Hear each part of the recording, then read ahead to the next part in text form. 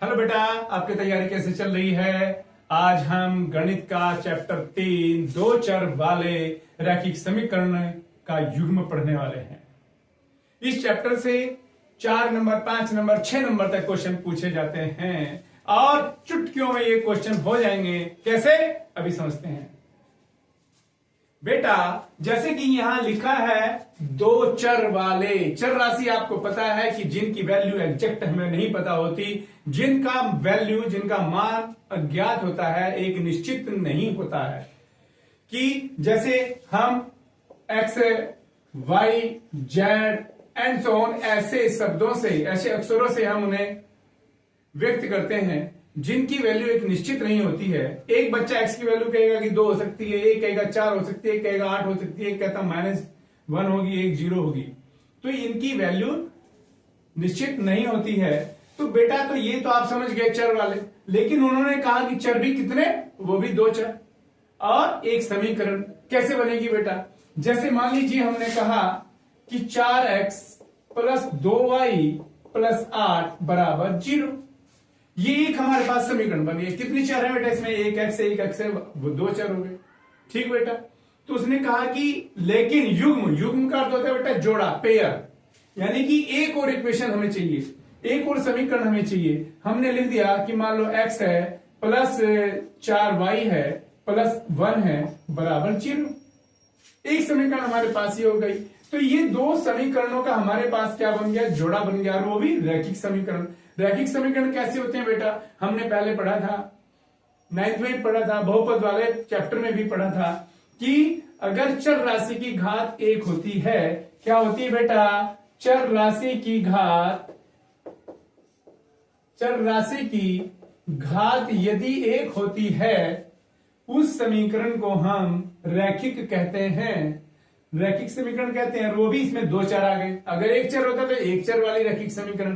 तो यहां जोड़े की बात कर रहा है बेटा। अब इस जोड़े में हमें क्या करना है कि ये जब हम इस समीकरण को हल करके ग्राफ विधि से, ग्राफ पर इसे बनाते हैं, ग्राफ पेपर पर। ग्राफ पेपर पे बेटा हम ऐसे बनाते हैं चतुर्थांश। ये होता है x और ये होता है y। आपके सिलेबस से ये टॉपिक हटा दिया गया है, लेकिन इस चैप्टर को समझने के लिए ये हमें जरूरी है। मैं इसे विस्तार से नहीं बताऊंगा, मोटे मोटे तौर बताऊंगा कि इसे हमें करना क्या है। जब मान लीजिए इस समीकरण का मैं इस पे कोई एक रेखा बनाता हूं कि इस समीकरण की एक रेखा ऐसे बन गई बेटा। कौन सी समीकरण की? मान लीजिए समीकरण हमारी 1 है, ये समीकरण नंबर हमारी 2 है। ये जो समीकरण नंबर 1 है, इसकी रेखा ये बनी बेटा ग्राफ पर। जब हम समीकरण 2 के हल निकालेंगे और एक ग्राफ बनाएंगे बेटा, मान लीजिए ऐसे बन गई। ये कौन सी समीकरण है बेटा? हमारी 2 समीकरण की रेखा। तो ये दोनों रेखा, ये वाली रेखा, इस वाली समीकरण की रेखा ये है, इस वाली समीकरण की रेखा ये है बेटा। इन दोनों ने कहा, इनको काटा, एक दूसरे को टच कर गई, एक दूसरे को प्रतिच्छेद कर गई, अंग्रेजी में इंटरसेक्ट कर गई। तो बेटा ये होता है, यहां पर एक जगह कट कर रही। ठीक है बेटा। एक दूसरा एग्जांपल हम लेते हैं। मान लीजिए एक कोई भी लाइन ऐसे बन गई,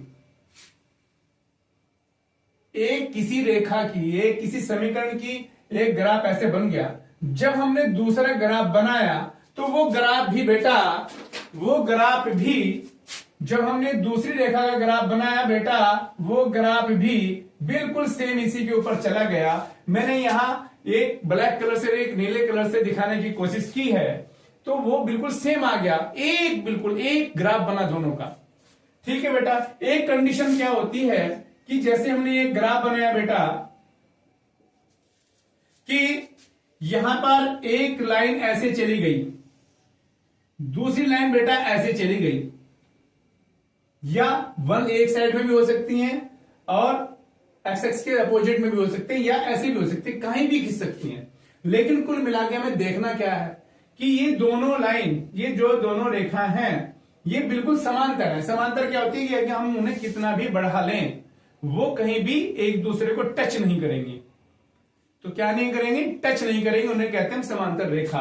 तो बेटा ये हमारे पास, जब हम दो समीकरण हमारे पास होंगी रैखिक वाली और उनको हम हल करेंगे, तो हमारे पास 3 कंडीशन प्राप्त होती हैं। कौन सी कंडीशन? या तो वे दोनों रेखाएं एक जगह टच करेंगी, प्रतिच्छेद करेंगे, काट देंगे, या फिर वो एक लाइन पर ही पूरी की पूरी लाइन दोबारा रिपीट हो जाएगी, या फिर वो दोनों कहीं पर भी टच नहीं करेंगी, प्रतिच्छेद नहीं करेंगी, कहीं पर भी मिलेंगी नहीं।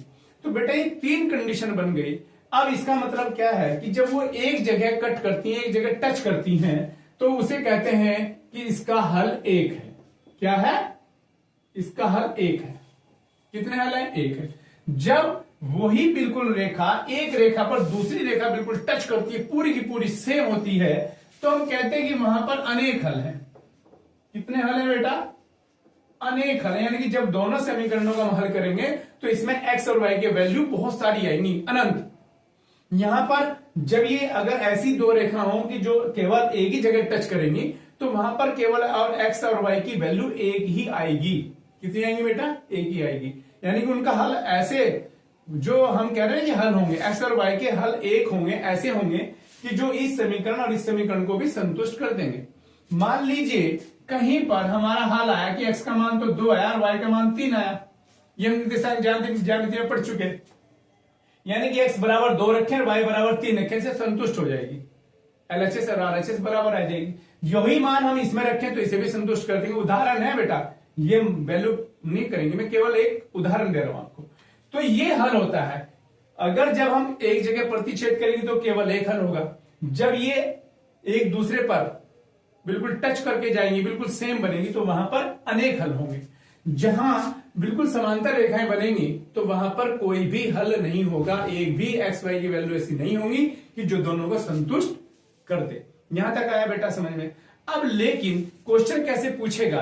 क्वेश्चन पूछेगा कि 2 समीकरण बताइए कि इसके कितने हल होंगे।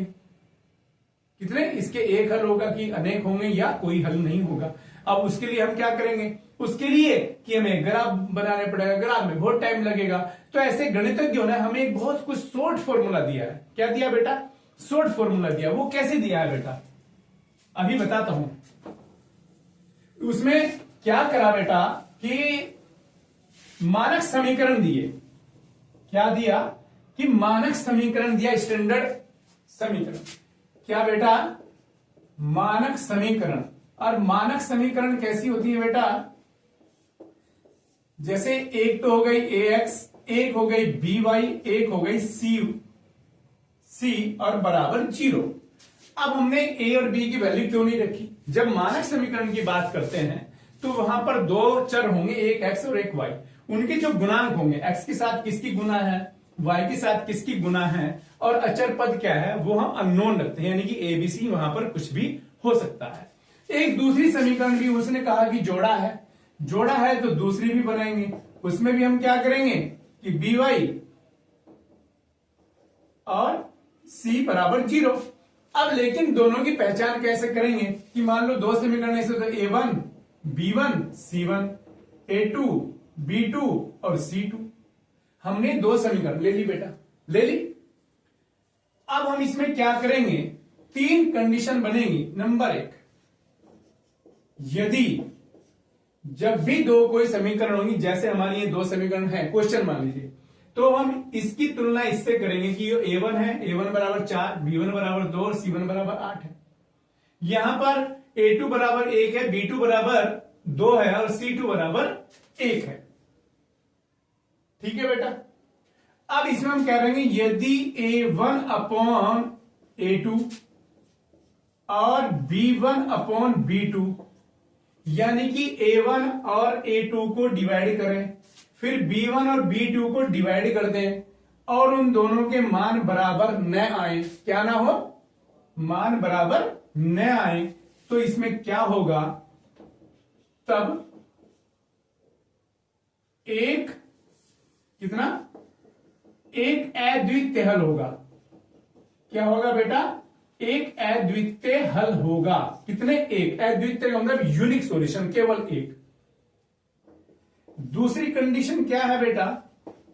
कि जब इन दोनों की हम तुलना करेंगे तो a1 अपॉन a2 और b1 अपॉन b2, यानी कि a1 अपॉन a2 और b1 अपॉन b2 की वैल्यू बिल्कुल बराबर आ जाए और c1 अपॉन c2 की वैल्यू भी बराबर आ जाए। यानी कि इन दोनों का अनुपात, इन दोनों का अनुपात, इन दोनों का अनुपात बराबर आ जाए, तो अब तब क्या होगा, तब अनेक हल होंगे। क्या होंगे, अनेक हल होंगे। तीसरी कंडीशन क्या है बेटा, कि यदि a1 अपॉन a2 और b1 अपॉन b2 ये दोनों बराबर तो हो जाएं, लेकिन इन दोनों के बराबर c1 अपॉन c2 न हो, कि इन दोनों का अनुपात बराबर इन दोनों का अनुपात, लेकिन इन दोनों का अनुपात इसके बराबर न हो, तो हम कहेंगे, क्या कहेंगे, कि कोई हल नहीं। तब हम कहेंगे, तब कोई हल नहीं।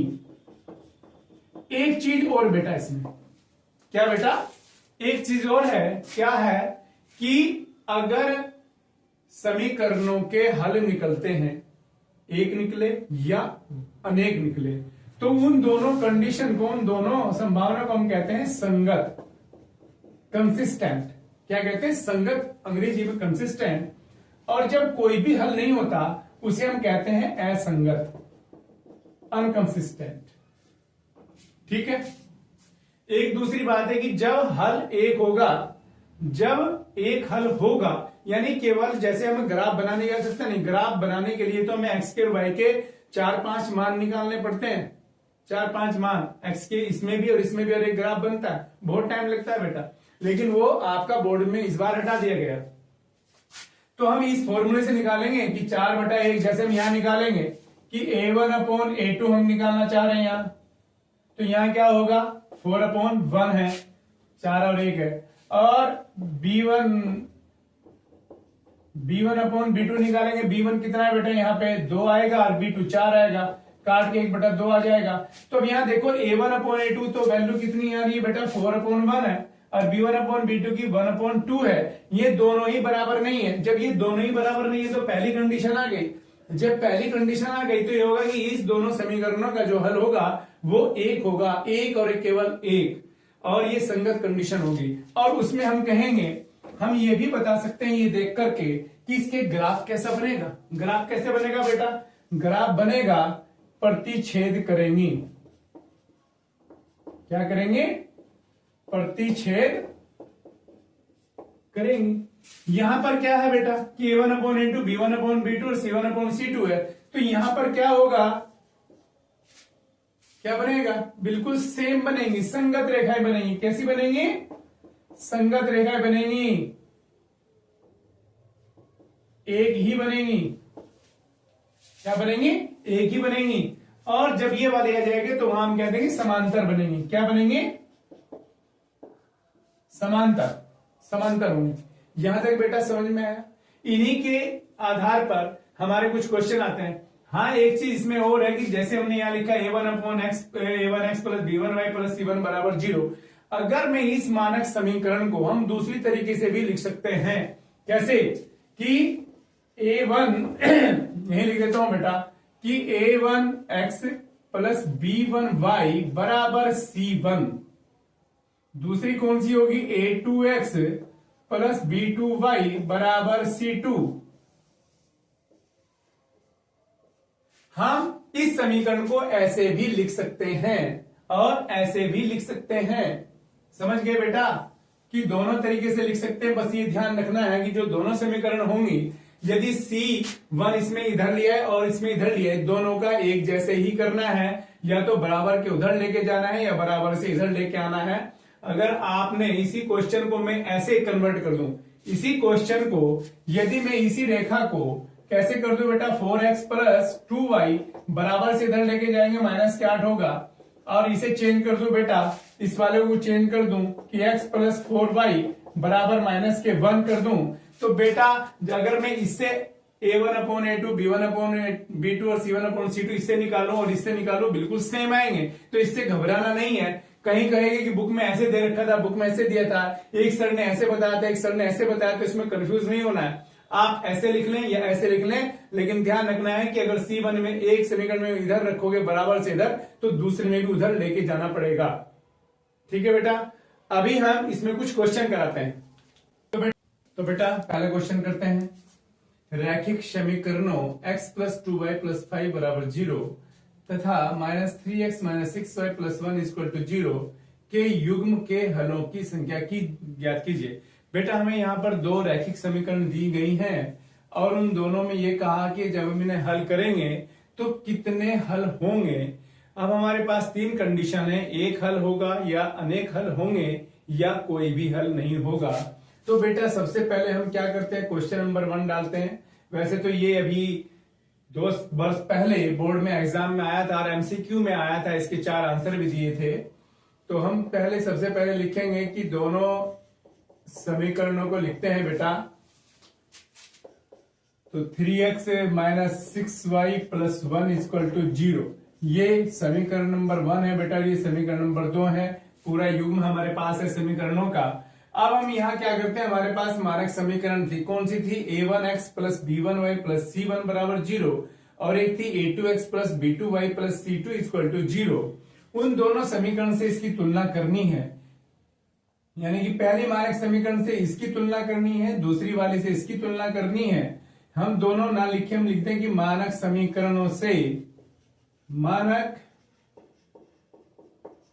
समीकरणों से तुलना करने पर, तो बेटा जब तुलना हम करेंगे तो पहली इक्वेशन में करेंगे तो यहां पर x का गुणांक a है, तो a1 बराबर क्या होगा बेटा, x के साथ किसकी मल्टीप्लाई है, 1 की मल्टीप्लाई है, और b1 यहां y के साथ किसकी मल्टीप्लाई बेटा, 2 की है, और c1 = 5। फिर यहां दूसरी इक्वेशन में हम जब लेंगे तो यहां पर a2 बराबर क्या आएगा बेटा, a2 बराबर -3 है, b2 बराबर क्या है बेटा, y के साथ किसकी मल्टीप्लाई है, माइनस के है, और y भी -6। यहां भी मैंने माइनस क्यों लिखा, क्योंकि x के साथ -3 की मल्टीप्लाई है। यहां पर बेटा c2 = 1 है। अब हमें एक तरीका तो हमारे पास ये था कि हम इन दोनों समीकरणों को हल करते और हल करके बताते कि कितने हल आए हैं, लेकिन हमें हल नहीं करना है, हमें शॉर्टकट मेथड अपनाना है। शॉर्टकट भी नहीं, ये हमें सिलेबस में दिया गया है, हमारे कोर्स में है। अब हम यहाँ क्या करते हैं कि a1/a2 निकालते हैं बेटा। पहले a1 क्या है, 1 है, और यहां पर -3 है। फिर है बेटा यहाँ b1/b2 क्या है बेटा, यहाँ पे 2 है, यहाँ पे -6 है, ये 2 से डिवाइड हो जाएंगे बेटा, तो यहाँ पर आएगा 1/-3, और एक है c1/c2 निकालोगे आप बेटा। c1/c2 क्या है बेटा, 5/1 है। अब यहाँ आप इसको हमने 3 जगह डिवाइड कर दिया अलग अलग, कि a1/a2 यहां पर आ गया, b1/b2 यहां पर आ गया, और c1/c2 यहां पर आ गया। बेटे मैंने लाइन खींचने का मतलब केवल इतना है कि इन तीनों को मैं अलग अलग दिखा सकूं, कि जब एग्जाम में टीचर इनको चेक करे तो उन्हें पता लगे कि हाँ बच्चे ने अलग अलग निकाला है। अगर हम ये लाइन नहीं खींचते हैं तो कभी कभी ना बहुत पास हो जाते हैं, तो समझ नहीं आता। अब बेटा यहाँ पर a1/a2 1/-3 है, और b1/b2 की वैल्यू भी 1/-3 है, तो इन दोनों की तो बराबर है और इसकी बराबर नहीं है। तो यहां पर क्या है, आप लिखेंगे बेटा यहां a1/a2 और b1/b2 ये दोनों बराबर हैं, ठीक है। जब ये दोनों बराबर है तो तीसरे को भी देखना है कि ये दोनों बराबर हैं कि नहीं है। यहां पर ये तो इसके बराबर नहीं है और मैंने बराबर लिख दिया, तो क्या करना बेटा, काट देना है। अब ये दोनों बराबर हैं और c1/c2 इनके बराबर नहीं है, तो जब ऐसी कंडीशन आती है तो बेटा क्या होता है, समीकरणों के युग्म का कोई हल नहीं है। समीकरणों के युग्म का कोई हल नहीं है। ये आ गया बेटा, यही आंसर आ गया बेटा आपका, इतना ही काम था। यहां हमने पढ़ा था अगर ये दोनों a1/a2 और b1/b2 ही बराबर न आए तो वहां पर एक ही हल होता है, और ये तीनों ही बराबर आ जाते तो वहां पर अनेक हल हो जाते। तो बेटा ये हमारी कंडीशन हो गई। अब हम दूसरा क्वेश्चन करते हैं।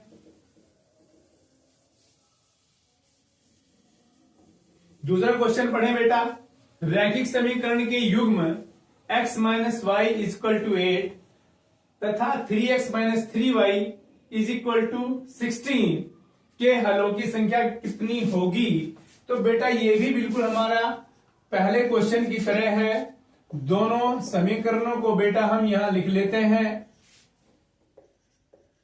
3x minus 3y equal to 16। समीकरण नंबर 2 हो गई बेटा। अब यहां पर क्या है कि पहली समीकरण में क्या था कि जो हमारा अचर पद था वो भी बराबर से इधर था। यहां इन दोनों में बराबर से उधर है, यानी कि a1x plus b1y is equal to c1 है। ऐसा मैंने पहले आपको बताया था कि या तो c1 और c2 बराबर से उधर आ जाए दोनों समीकरणों में, या एक तरफ आ जाए। एक तरीका तो हमारे पास ये है कि हम 8 को भी इधर लेके आए और 16 को भी इधर लेके आए। कैसे कि x minus y minus 8 equal to 0, पहली वाली समीकरण, और 3x minus 3y equal to minus 16 बराबर 0। हम ऐसे करते हैं तो हमें 2 लाइन और बढ़ानी पड़ेगी कि इस समीकरण को हम ऐसे लिख सकते हैं और इस वाली को हम ऐसे लिख सकते हैं। लेकिन हमें ऐसा करने की आवश्यकता नहीं है। क्यों नहीं है कि c1 अपॉन c2 या तो एक तरफ होने चाहिए या उधर होने चाहिए, उससे कोई फर्क नहीं पड़ेगा। आंसर हमारा बिल्कुल सेम आएगा दोनों कंडीशन में। अगर एक बच्चा इस मेथड से भी करता है ना चेंज करके, तब भी आंसर हो जाएगा। तो हम यहां क्या लिखेंगे, मानक समीकरणों से, बेटा मैंने यहां समी लिख दिया, समी मतलब समीकरण या समीकरणों, मानक समीकरणों से तुलना करने पर, किसकी तुलना करने पर बेटा, इन दोनों समीकरणों की तुलना करने पर।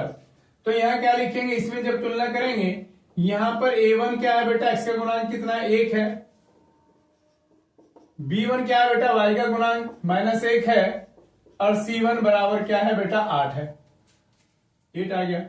यहां पर a2 बराबर 3 है, b2 बराबर -3 है यहां पर, और c2 बराबर 16 है।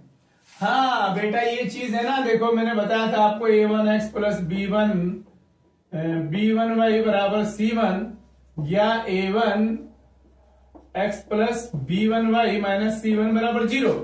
अगर हम c1 इधर लेते हैं, साइन यहां प्लस का आ रहा है, अगर इधर ले आए माइनस का आ रहा है, तो इससे कोई फर्क नहीं पड़ेगा।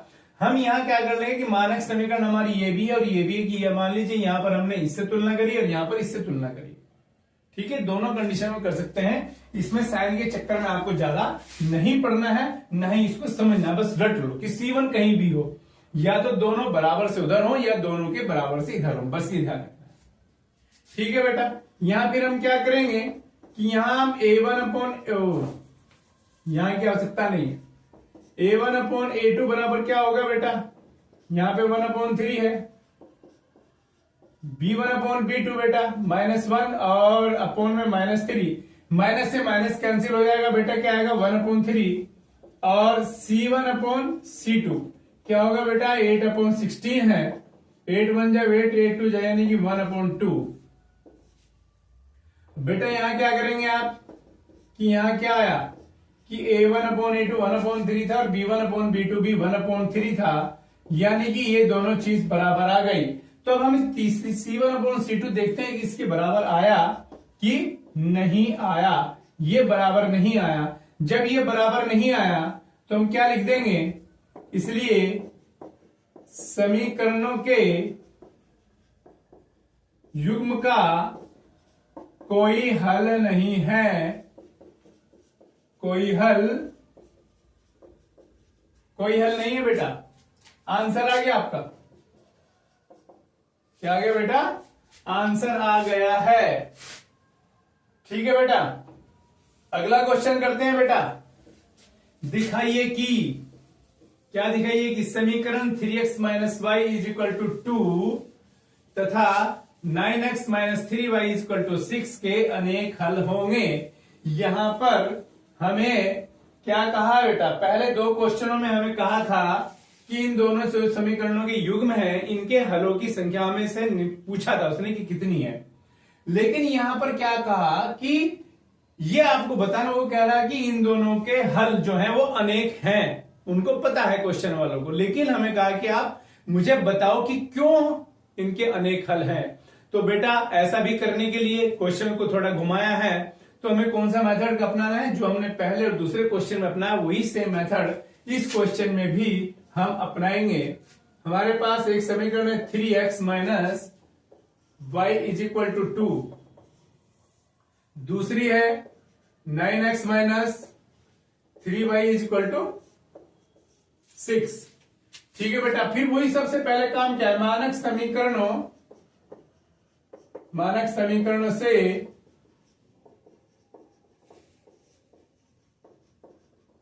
तुलना करने पर कौन सी तुलना करेंगे बेटा, A13 B1 बराबर -1 और C1 बराबर 2, A2 बराबर 9, B2 बराबर -3 है बेटा।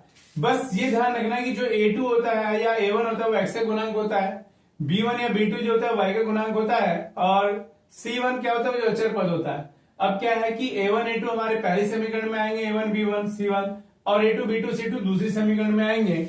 ये तो बेटा अब आपको प्रैक्टिस हो गई होगी। अब हम यहाँ क्या करेंगे बेटा, A1/A2 निकालना चाहेंगे पहले, 3/9 है यहाँ। जब यहाँ 3/9 है बेटा, 3 से ये भी कट जाएगा और ये भी कटेगा, ये 1 बार ये 3 बार, तो क्या है बेटा 1/3 आ गया। फिर B1/B2 क्या होगा बेटा, यहाँ पर -1 है, यहाँ पर -3 है, माइनस से माइनस डिवाइड कट जाएगा, कैंसिल हो जाएगा, तो बेटा क्या बचा 1/3। और यहाँ पर C1/C2 है, C1/C2 बेटा 2/6 है, ये 2 से डिवाइड होंगे दोनों, तो ये आ गया 1/3। अब यहाँ क्या है, यहां पर क्या है बेटा, A1/A2 है और B1/B2 है और C1/C2 है। A1/A2, B1/B2 और C1/C2 बेटा ये तीनों चीज बराबर आ गई। और जब तीनों चीज बराबर आ गई, हमने पहले कंडीशन पढ़ ली है कि यहां पर समीकरणों के जो युग्म हैं उनके कितने हल होंगे बेटा, अनेक हल होंगे। युग्म के अनेक हल होंगे। ठीक है बेटा, यही आपका आंसर आ गया है, यही आपका आंसर आ गया है। ठीक है बेटा, अगला क्वेश्चन करते हैं, चौथा क्वेश्चन पढ़ें। P के किस मान के लिए समीकरण 3x - y + 8 = 0 तथा और 6x - py = 6 संपाती रेखाएं निरूपित करती हैं। बेटा संपाती रेखा कैसी होती हैं कि जैसे हमने अगर एक समीकरण का ग्राफ बनाया, मान लीजिए ये बन गया ग्राफ, क्या बन गया बेटा, ये वाला ग्राफ बन गया। जब हम दूसरी समीकरण का ग्राफ बनाएं और वो संपाती हैं तो बिल्कुल वो इसी के ऊपर बनेगा, यानी कि दोनों का ग्राफ सेम होगा। और जब सेम होगा तो हर बिंदु पर वो हल होंगे, हर बिंदु दोनों के हल होंगे, अर्थात उसके अनेक हल होंगे। और अनेक हल यानी कि दोनों ग्राफ एक जैसे बनते हैं, उन रेखाओं को हम समांतर रेखाएं कहते हैं, यानी कि संपाती, समांतर नहीं बोलते बेटा, संपाती रेखाएं होती हैं। अगर वो बिल्कुल सेम बने, जिसके अनेक हल होंगे तो वो संपाती रेखाएं कहलाती हैं। जिसका एक हल बनता है वो प्रतिच्छेद करती हैं, ऐसे जिसका एक हल होता है बेटा वो प्रतिच्छेद करती हैं, और जिसका कोई भी हल नहीं होता बेटा तो वो बिल्कुल समांतर होती है, वो कहीं पर भी बढ़ाने से प्रतिच्छेद नहीं करती हैं। तो यहां क्वेश्चन में हमें क्या कहा, उन्होंने कहा कि बेटा ये जो दो समीकरण हम आपको दे रहे हैं, ये दोनों संपाती रेखाएं हैं। जब ये संपाती रेखाएं हैं तो इसका मतलब A1/A2 और B1/B2 C1/C2 है। और बस उसके बाद हम इसका P की वैल्यू निकाल लेंगे। तो बेटा सबसे पहले हम यहां क्या करेंगे, 3x - y + 8 = 0, और यहां पर ये समीकरण नंबर 1 आ गया बेटा। यहां पर 6x - py = 16। यहां दिक्कत आ गई, कौन सी दिक्कत आ गई बेटा, कि यहां पर जो अचर पद है ये बराबर से इधर, यानी कि A1 B1 C1 तीनों एक साइड में, यहां पर C2 वाला उधर चला गया। अब यहां पर या तो पहली समीकरण में से 8 को हम उधर ले जाए, ऐसा बना ले, या इस 16 को यानी कि 16 को इधर ले आए, इसको ऐसा बना ले। तो यहां हम क्या कर सकते हैं, इस 16 को इधर ले आए, 6x - py, ये 16 इधर आएगा बेटा, माइनस का हो जाएगा, बराबर 0, समीकरण नंबर 2 बन गई। अब हम यहां क्या करते हैं कि समीकरण 1 व समीकरण 2 की मानक समीकरणों से तुलना करने पर, देखो बेटा और अच्छा हम ये लिख सकते हैं, मैंने पहले क्वेश्चन में ये सब नहीं लिखा। पहले क्वेश्चन में लिख दिया कि मानक समीकरण से तुलना करने पर, लेकिन हमने लिख दिया समीकरण 1 और 2 की तुलना। कभी आप ये समझ लो कि इसकी भी मैंने तुलना की है। तो अब यहां हम पहले वाली की बात करेंगे, तो यहां बेटा वे 1/a1 = 3 है, और यहां b1 = -1 है, और c1 = बेटा 8। यहां अब इस वाले में नहीं, क्योंकि इसको हमने चेंज कर दिया, हमने लिया ये। यहां पर a2 बराबर क्या है बेटा 6 है, b2 बराबर क्या है बेटा y का गुणांक क्या है -p है, और c2 को क्या है बेटा -16। ठीक है, यहां तक तो बात समझ है। पहले क्वेश्चन में हमने कहा था कि यहां पर a1/a2 और b1/b2 करके देखें कि ये बराबर है कि नहीं है, तो हमें नहीं करना है। क्यों नहीं करना है? यहां क्या लिखा है, क्योंकि रेखाएं समपाती हैं, रेखाएं समपाती हैं। समपाती हैं का मतलब अनेक हल हैं, और जब अनेक हल हैं तो बेटा क्या लिखेंगे कि a1/a2 बराबर b1/b2 बराबर c1/c2। ऐसा हमने क्यों लिख लिया? इसलिए लिख लिया कि क्वेश्चन में दिया है कि ये दोनों जो समीकरण है ये समपाती हैं। क्या है बेटा?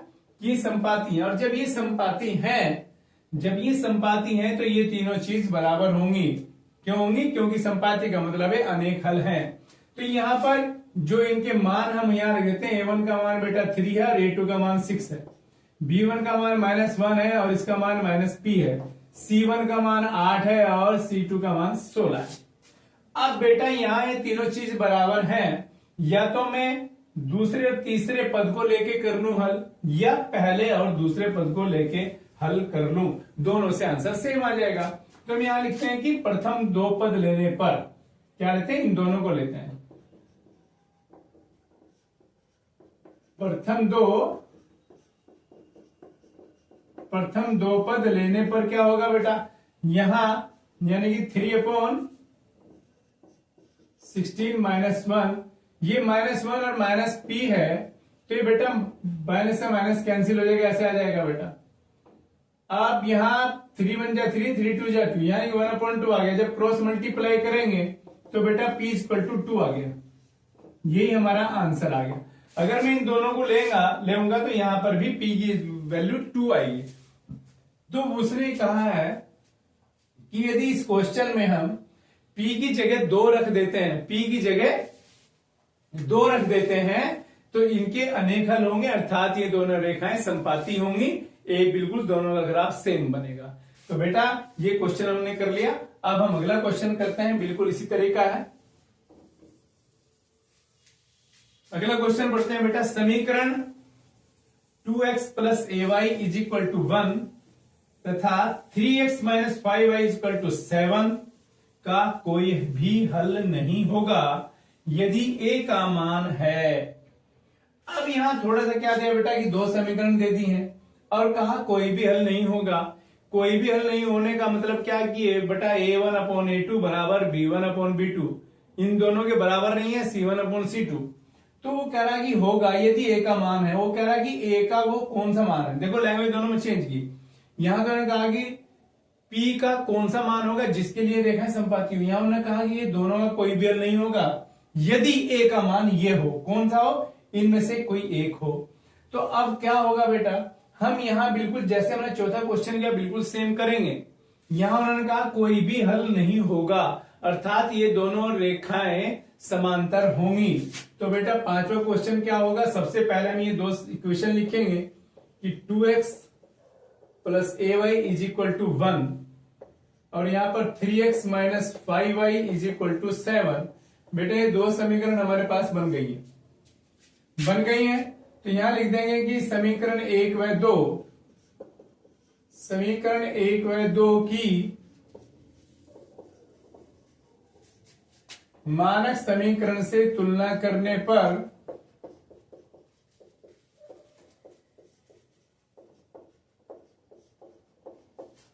क्या तुलना करेंगे बेटा? यहां पर a1 बराबर क्या होगा बेटा? a1 इक्वल टू 2 होगा, b1 इक्वल टू a होगा और c1 इक्वल टू 1 होगा। यहां पर a2 इक्वल टू 3 होगा, b2 इक्वल टू -5 होगा और c2 इक्वल टू 7 होगा बेटा। ठीक है। अब यहां पर भी हम पहले दूसरे क्वेश्चन के लिए लिखेंगे a1/a2 क्या है, b1/b2 क्या है। क्यों नहीं है? क्योंकि हमें उसकी आवश्यकता नहीं है। क्यों नहीं है बेटा? हम क्या लिखेंगे कि समीकरण के युग्म का कोई हल नहीं है, कोई हल नहीं है। जब बेटा कोई हल नहीं है, यानी कि जो समीकरण का युग्म हमें ये दिया है इसका कोई भी हल नहीं है। जब इसका कोई भी हल नहीं है तो इसलिए क्या होगा कि a1/a2 और b1/b2 और इन दोनों के बराबर नहीं होगा c1/c2। अब बेटा ये चीज है, क्यों नहीं? क्योंकि कोई हल नहीं है, अर्थात समांतर है रेखाएं। तो ये वाली कंडीशन हमने लिख ली। जब ये वाली कंडीशन लिख ली तो इसकी मैं वैल्यू रख दो। a1 की वैल्यू 2 है और a2 की वैल्यू 3 है, b1 की वैल्यू a है और b2 की वैल्यू -5 है और c1 की वैल्यू 1 है और c2 की वैल्यू 7 है। तो वही प्रथम दो पद लेने पर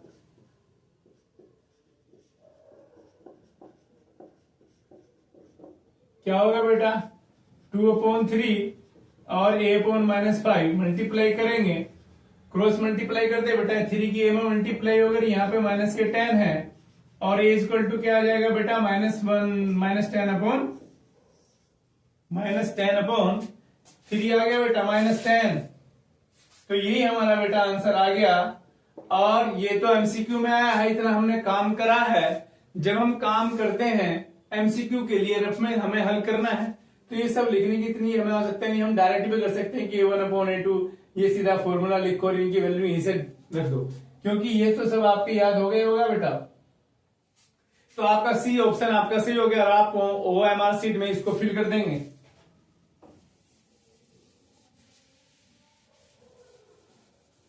तो बेटा अगला हम 6th क्वेश्चन करते हैं कि यदि 3x + 2y नहीं 3x + 2py क्या है बेटा? यहां 2py = 2 है और 2x + 5y + 1 = 1 बराबर 0 है।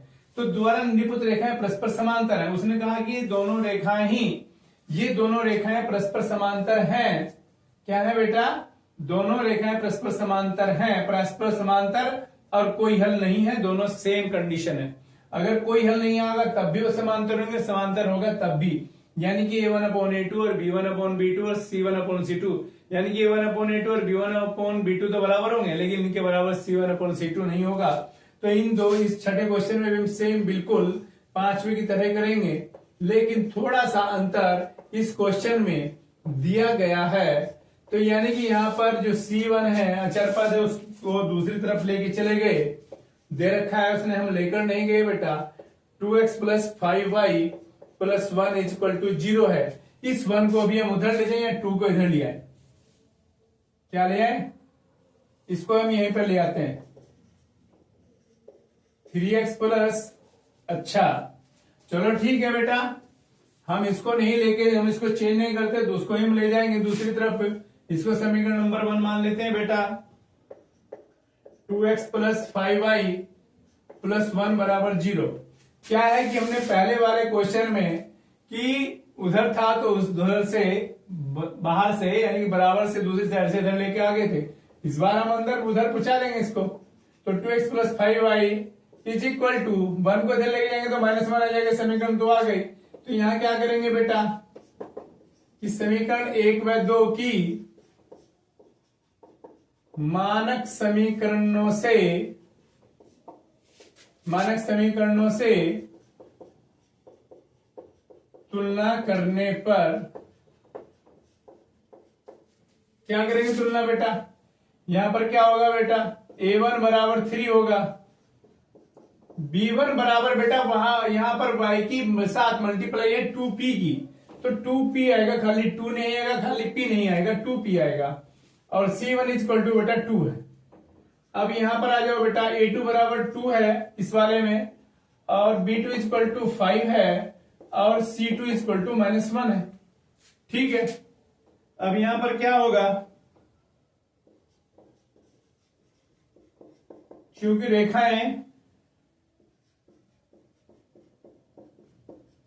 रेखाएं समांतर हैं, इसलिए A1 upon A2, B1 upon B2 इन दोनों के बराबर, ये दोनों बराबर होंगे, लेकिन C1 अपॉन C2 बराबर नहीं होगा बेटा। तो इनकी वैल्यू रखेंगे, A1 की वैल्यू 3 होगी, A2 की वैल्यू 2 होगी, B1 की वैल्यू 2p होगी, और B2 की वैल्यू 5 होगी, और यहां पर 2 होगा और यहां पर -1 होगा। तो प्रथम दो पद ले लेंगे, हमें लिखने की भी आवश्यकता नहीं बेटा इसमें। यहां ऐसे लिखेंगे कि 3/2 हम लिखना चाहें लिख सकते हैं, वरना ऐसे भी हम कर सकते हैं। तो यहां क्रॉस मल्टीप्लाई करेंगे, 2 2 जा 4p इक्वल टू 15, और p इज इक्वल टू बेटा क्या आ जाएगा 15/4। बेटा ये आंसर आ गया, ये आंसर आ गया बेटा। अगले क्वेश्चन करते हैं बेटा 7। रेखाओं x-2 इक्वल टू 0 और y+6 इक्वल टू 0 का प्रतिच्छेद बिंदु है। कौन सा है बेटा, यहां उसने 4 आंसर दिए, इनमें से कोई एक है। अब यहां प्रतिच्छेद बिंदु उन्होंने ज्ञात किया है। प्रतिच्छेद का मतलब ये दो समीकरण है, इन दोनों की कोई रेखाएं हैं, और वो रेखाएं कहीं ना कहीं एक जगह काट रही हैं, एक जगह वो एक दूसरे को काट रही हैं, एक जगह मिलती हैं। इस बिंदु का जो निर्देशांक है बेटा वो हमसे ज्ञात करना है। ये निर्देशांक कैसे ज्ञात करते हैं, ये हमने निर्देशांक ज्यामिति में भी पढ़ा है, लेकिन हमें यहां इतना काम में नहीं जाना है। अब इसे क्या करते हैं बेटा कि हमारे पास दो समीकरण है, इन दोनों समीकरणों को बेटा हम लिख लेते हैं x-2 इक्वल टू 0 और y+6 इक्वल टू 0। अब हम जब प्रतिच्छेद बिंदु निकालते हैं तो यहां से हमें इन दोनों समीकरणों को हल करके x और y के मान निकालने होते हैं। किसके मान निकालने होते हैं बेटा, x के और y के मान निकालने होते हैं, और उसको एक ब्रैकेट में लिख देते हैं, वही हमारे इसके प्रतिच्छेद बिंदु आ जाते हैं। यानी कि वहां पर x का मान कितना है और y का मान कितना है, इन दोनों समीकरणों को हमें हल करना होता है। लेकिन हम यहां देख रहे हैं कि पहली समीकरण में बेटा इसमें मैं बताऊं कि यहाँ हमारे सिलेबस में जो है केवल दो मेथड हैं। एक तो है प्रतिस्थापन विधि। कौन सी विधि बेटा, प्रतिस्थापन विधि है, और एक है विलोपन विधि। एक विलोपन विधि है, एक प्रतिस्थापन विधि है, एक वज्र गुणन विधि भी थी, लेकिन वो हमारे सिलेबस से इस बार हट गई है। हमें केवल प्रतिस्थापन विधि का प्रयोग करना है। विलोपन का कोई सी भी आप कर सकते हैं। आप देख लो कि यहाँ कंडीशन कैसी है कि जिससे हमें आसान पड़ता हो। अगर वो ये कह दे कि नहीं इसमें प्रतिस्थापन करनी है, इसमें विलोपन करनी है, तो फिर हमारी मजबूरी बन जाती है। लेकिन ऐसा नहीं है कि अगर नहीं देता है तो आपकी मर्जी है। लेकिन यहाँ बेटा इस क्वेश्चन में क्या है कि यहाँ पर हमें न तो प्रतिस्थापन लगानी है न ही विलोपन लगानी है। क्यों नहीं लगानी बेटा, देखो जब x-2 इक्वल टू 0 है तो यहाँ सीधा पता लग रहा है कि हमें -2 को इधर दूसरी तरफ लेके जाए तो x की वैल्यू आ गई। दूसरी समीकरण में जो हमारा अचर पद है 6, इसको यहां से हटाओ तो y की वैल्यू आ गई। तो बेटा बड़ा सिंपल सा क्वेश्चन है। तो हम यहाँ क्या लिखेंगे, समीकरण 1 से क्या करेंगे कि x-2 बराबर 0 है, तो क्या करेंगे x बराबर 2 आ गया बेटा। समीकरण 2 को क्या करेंगे बेटा कि y+6 इक्वल टू 0 उसने दिया है। जब हमें y की वैल्यू ज्ञात करनी है बेटा, जो इसके साथ अचर पद है इसको यहां से हटाना है। जब हटाएंगे बेटा ये यहां से भागेगा और दूसरी तरफ जाएगा और वहां पर ये माइनस का हो जाएगा। ये हमारा y की वैल्यू आ गई। तो बेटा यही हमारा प्रतिच्छेद बिंदु है, तो यहां आ जाएगा। इसलिए प्रतिच्छेद बिंदु क्या हो जाएंगे बेटा, प्रतिच्छेद बिंदु। ये आपका आगे का क्वेश्चन है निर्देशांक ज्यामिति का, लेकिन मैंने उसकी एक वीडियो बनाई है और डाली है, उसमें देख सकते हैं आप। तो जब हम वहां पर x और y की वैल्यू लिखते हैं तो पहले x की वैल्यू लिखते हैं। x की वैल्यू बेटा 2i है और y की वैल्यू y है -6। यानी कि पहले x की वैल्यू लिखते हैं और बाद में y की वैल्यू लिखते हैं। वही हमारा प्रतिच्छेद बिंदु आ गया, किसका 2 और -6। तो बेटा इसमें कहां पर है 2 और -6 लास्ट वाला है बेटा हमारा इसका आंसर। हम अगर आपको इसकी प्रैक्टिस हो गई, आप लिखोगे कि x -2 बराबर 0, तो 2 इधर गया तो x तो हो गया 2 प्लस के यहाँ है, तो ये तो होगा नहीं, ये भी नहीं होगा। पहले ही झटके में हम देख लेंगे कि ये भी आंसर नहीं हो सकता, माइनस में आ रहा है, ये भी नहीं हो सकता क्योंकि 0 आ रहा है। 2 आएगा तो ये इसमें भी 2 है, इसमें भी 2 है, अब हमें इन दोनों में ही लेना है आंसर। अब देखेंगे भाई ये +6 है, 6 को इधर ले जाओ तो माइनस का हो जाएगा, तो बिल्कुल हमारा ये वाला आंसर आ गया बेटा। अगला क्वेश्चन करते हैं बेटा, 8वां क्वेश्चन, निम्नलिखित रैखिक समीकरण के युग्म को हल कीजिए। उन्होंने क्या कहा है कि हमें 2 समीकरण दिए हैं, क्या दिए हैं बेटा, 2 समीकरण दिए हैं, और उसने कहा कि इन दोनों समीकरणों को हल करें, वो हमारे ऊपर छोड़ दिया। हल करने का मतलब है यहां पर x और y की वैल्यू ज्ञात करनी है। क्या करनी है बेटा, और जब भी ऐसे क्वेश्चन आएंगे तो समझ लेना कि वहां पर एक ही हल निकालना, एक x की वैल्यू निकालनी है और एक y की वैल्यू निकालनी है। तो बेटा यहां पर 8वां क्वेश्चन हम करते हैं, 0.2x + 0.3y = 1.3 है। दूसरी इक्वेशन हमारी बेटा 0.4x है -0.5y है = 0.7 है। ये समीकरण नंबर 1 है और ये समीकरण नंबर 2 है। अब बेटा यहां से क्या है कि हम यहां से किसी भी क्वेश्चन से हम प्रतिस्थापन विधि या विलोपन विधि का प्रयोग करेंगे।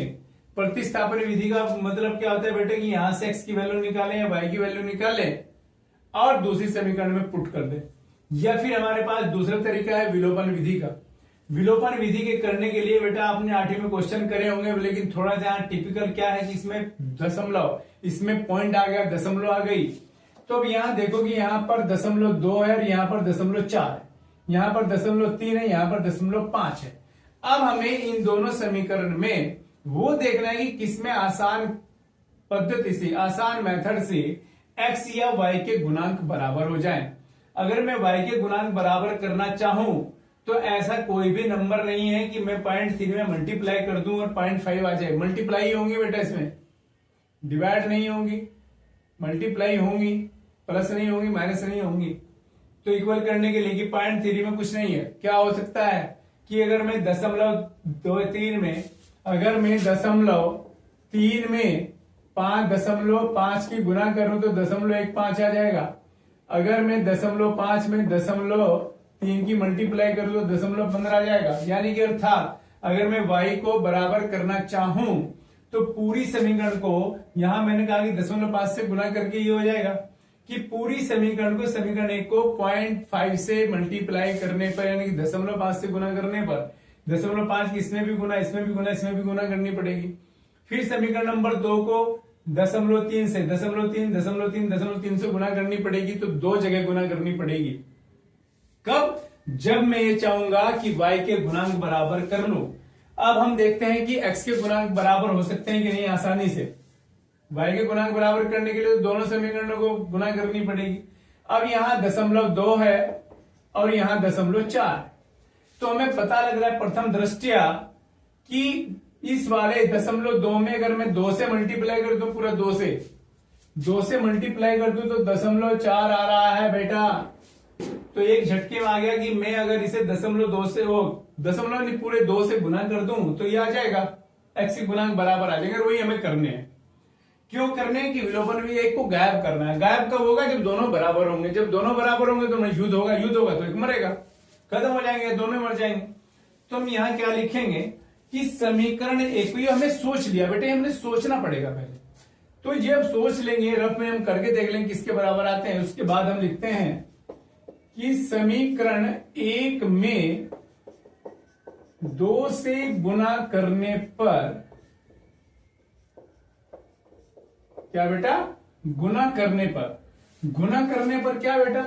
2 से पर जब गुना करेंगे तो इस पूरी, यहां से लेके यहां तक पूरी समीकरण में गुना होगी, पूरी गुना होगी बेटा। मैंने एक बार और भी करके दिखा देता हूं कि आप कभी सोचो कि पता नहीं क्या कर दिया, बराबर 1.3। इस पूरी समीकरण को हमने ब्रैकेट में लिया और 2 से मल्टीप्लाई कर दिया। 2 से मल्टीप्लाई करने के लिए बेटा 0.4 प्लस 2 की इसमें मल्टीप्लाई करोगे 0.6y और यहां पर 13 दूनी 26, समीकरण नंबर 3 बन गया बेटा। ये हमने जो ये समीकरण हमें आई, कौन सी समीकरण को गुना करके आई? एक को। तो इस एक का ही इस्तेमाल हमें भी नहीं करना, इस एक का नहीं करना, हमें 2 का और 3 का करना है। 2 में क्या है? 0.4 है, यहां भी 0.4 है बेटा, एक्स तो छोड़ दिया मैंने। 0.4x यहां भी है, 0.4x यहां भी है। तो ये भी प्लस का, ये भी प्लस का। जब दोनों एक जैसे चिन्ह के होते वो घटा दो। क्या करते हैं? घटा दे। घटा दे किसमें? इस समीकरण 2 में से समीकरण 3 घटा दे, या 3 में से 2 घटा दे, किसी में से कुछ भी घटा सकते हैं। चलो हम पहले दूसरी में से घटाते। समीकरण 2 में से समीकरण 3 घटाने पर, क्यों बेटा पहले का इस्तेमाल क्यों नहीं किया? पहले का इस्तेमाल पहले को तो हमने मॉडिफाई करके समीकरण नंबर 3 लिया, तो पहले का तो काम खत्म हो गया। तो यहां समीकरण 2 पहले लिख लेंगे। 0.4x है माइनस 0.5y है इज इक्वल टू 0.7 है। फिर तीसरी है 0.4x है प्लस 0.6y है और 2.6 है। जब बेटा यहां हमने घटाने की बात करी तो यहां पर प्लस का साइन है तो माइनस कर देंगे, यहां प्लस है तो माइनस कर देंगे, यहां प्लस है तो माइनस कर देंगे। केवल इस वाली पहली जो नीचे वाली समीकरण है, इसके जो चिन्ह होंगे उसको अपोजिट साइन हम कर देंगे। अब यहां ये प्लस का है ऊपर वाला, नीचे वाला माइनस का हो गया बेटा, कैंसिल। ये माइनस, यहां प्लस था पहले, माइनस प्लस तो खत्म हो गया, जो हमने नया चिन्ह लगाया वही होगा। माइनस के 0.5 है, माइनस के 0.6 है, यानी कि माइनस के 0.5 है और माइनस के 0.6 है बेटा। जब इनको जोड़ेंगे हम तो ये 1.1 आ जाएंगे, 1.1 बराबर आ जाएंगे। और किसके आएंगे बेटा? माइनस के होंगे दोनों। अब यहां पर क्या है बेटा? 2.6 माइनस के हैं और इसमें से हमें क्या घटाना है बेटा? ये घटाना है, तो 1.9 बचेंगे। और किसके बचेंगे बेटा? माइनस के बचेंगे। किसके बचेंगे बेटा? माइनस के बचेंगे।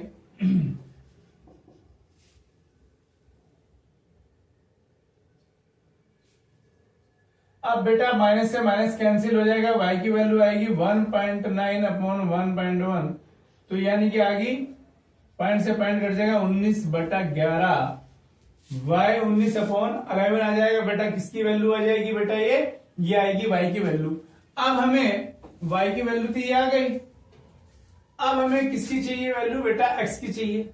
x की करने के लिए इस y की वैल्यू आप समीकरण 1 में रख दें, 2 में रख दें या 3 में रख दें, किसी में भी रख दो, आपकी छुट्टी है।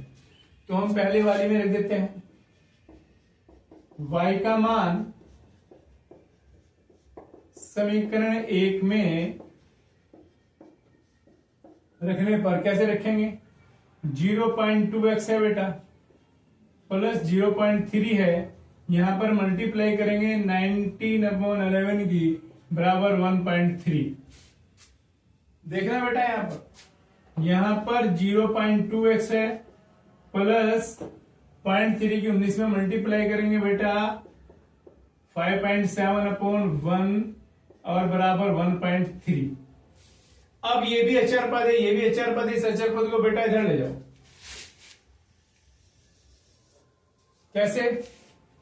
0.2x है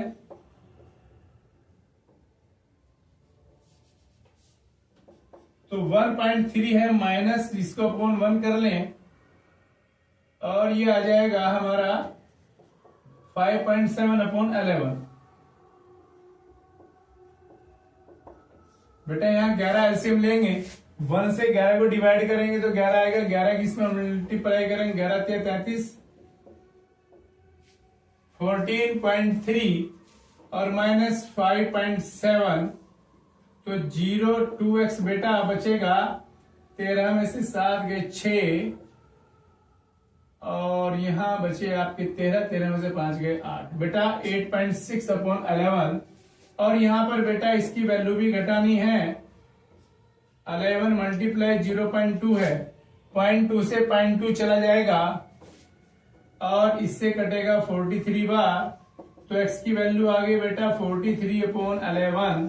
तो जब उन्होंने ये कहा है कि इसमें निम्नलिखित रैखिक समीकरण के युग्म को हल कीजिए, जब हमने बेटा हल करा तो हमारा आंसर आया, x की वैल्यू आई 43/11 और y की वैल्यू आई ये।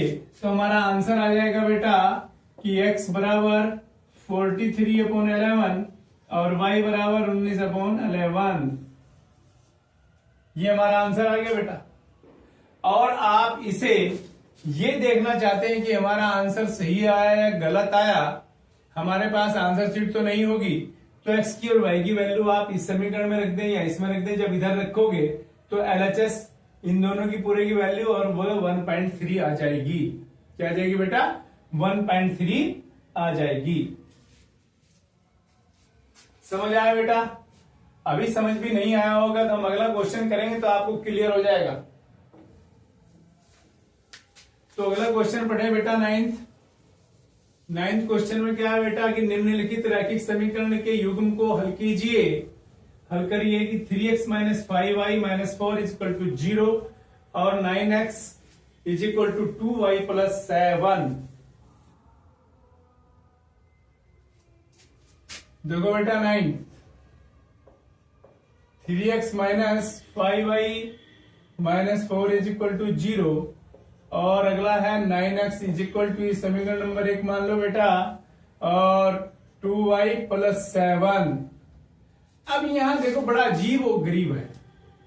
यहां से अगर मैं 9 को यहां से हटा दूं, इसको कर दूं, इस 9 को मैं यहां से हटा दूं तो 9 इसके पूरे के अपॉन में चला जाएगा और x की वैल्यू आ जाएगी। लेकिन y की वैल्यू हमें नहीं पता। वो भी एक तरीका है कि मैं यहां से 9 को हटाऊं और इसके अपॉन में ले जाऊं। क्या ले जाऊं कि यहां से मैं x बराबर 2y + 7/9 लग सकता हूं। जब ये वैल्यू आएगी तो x की वैल्यू इसमें रख दूंगा अगली ऊपर की समीकरण में और मैं इसको हल कर दूंगा ना, मेरा आंसर आ जाएगा। ठीक है बेटा? चलो मैं ऐसे ही करा देता हूं आपको। ये समीकरण नंबर 2 है। जो पहला वाला मैंने मेथड करा था वो विलोपन मेथड करा था। विलोपन का मतलब है बेटा गायब करना। किसको गायब किया था हमने? वहां पर x को गायब किया था पहले। यहां पर यहां से मैं क्या कर सकता हूं कि यहां से x बराबर क्या होगा 2y + 7/9 आ जाएगा बेटा, इक्वेशन नंबर 3। अब ये जो इक्वेशन नंबर 3 है यानी समीकरण नंबर 3 है, मैंने किससे लेके आए? हम समीकरण 2 से लेकर आए। तो इसकी वैल्यू समीकरण 2 में ही नहीं रखनी। क्यों नहीं रखनी? क्योंकि ये वहीं से लेके आए। तो इसका मान हम किस में रखेंगे बेटा? समीकरण 1 में रखेंगे। तो हम लिखेंगे x का मान समीकरण 1 में रखने पर तो कैसे लिखेंगे? यहां 3 गुना x है और x की वैल्यू क्या आ गई बेटा? 2y + 7/9 यहां से लिया है। माइनस के 5y - के 4 = 0। इस 3 से बेटा कट जाएगा 3 बार, तो 2y + 7/3 - 5y, इसके भी अपोन में कुछ नहीं है बेटा। इस 4 को उधर ले जाओ। क्यों ले जाए बेटा? क्योंकि जब हम किसी चर राशि का मान निकालते हैं, x y के मान निकालते हैं, तो अचर पद जितने भी होते हैं सबको दूसरी साइड में लेकर चले जाते हैं। तो बेटा यहां पर हम इसका एलसीएम लेंगे। 3 का और 1 का एलसीएम 3 होगा। जब 3 से 3 को डिवाइड करेंगे 1 आएगा और 1 की इसमें मल्टीप्लाई करेंगे बेटा ज्यों का त्यों आएगा। और 1 से 3 को मल्टीप्लाई करेंगे वो डिवाइड करेंगे 3 आएगा। 3 की 5 में मल्टीप्लाई करेंगे बेटा 15 आएगा। ये काम बेटा आपने 6वीं और 7वीं में सीख लिया। अब हम यहाँ क्या करेंगे बेटा कि इसको जोड़ेंगे 2y और माइनस के 15y, 2y प्लस माइनस के 15y माइनस के 15 प्लस के 2 हैं तो माइनस के 13y बचे बेटा और प्लस के 7 बचे। और ये 3 सीधा उधर चला जाएगा बेटा क्रॉस मल्टीप्लाई में। 3 इसके साथ क्रॉस मल्टीप्लाई में चले क्योंकि हम इसके अपॉन में 1 मान लेते हैं। ठीक है बेटा? तो यहां से -13 बराबर क्या हो जाएगा? 7 भी उधर लेके चले जाओ तो -13y = 5 आ गया बेटा और y बराबर आ गया -5/13 -5/13 आ गया बेटा। अब y की वैल्यू कहां रख दूं बेटा? समीकरण 3 में रख दूं। यहां लिख दूं y का मान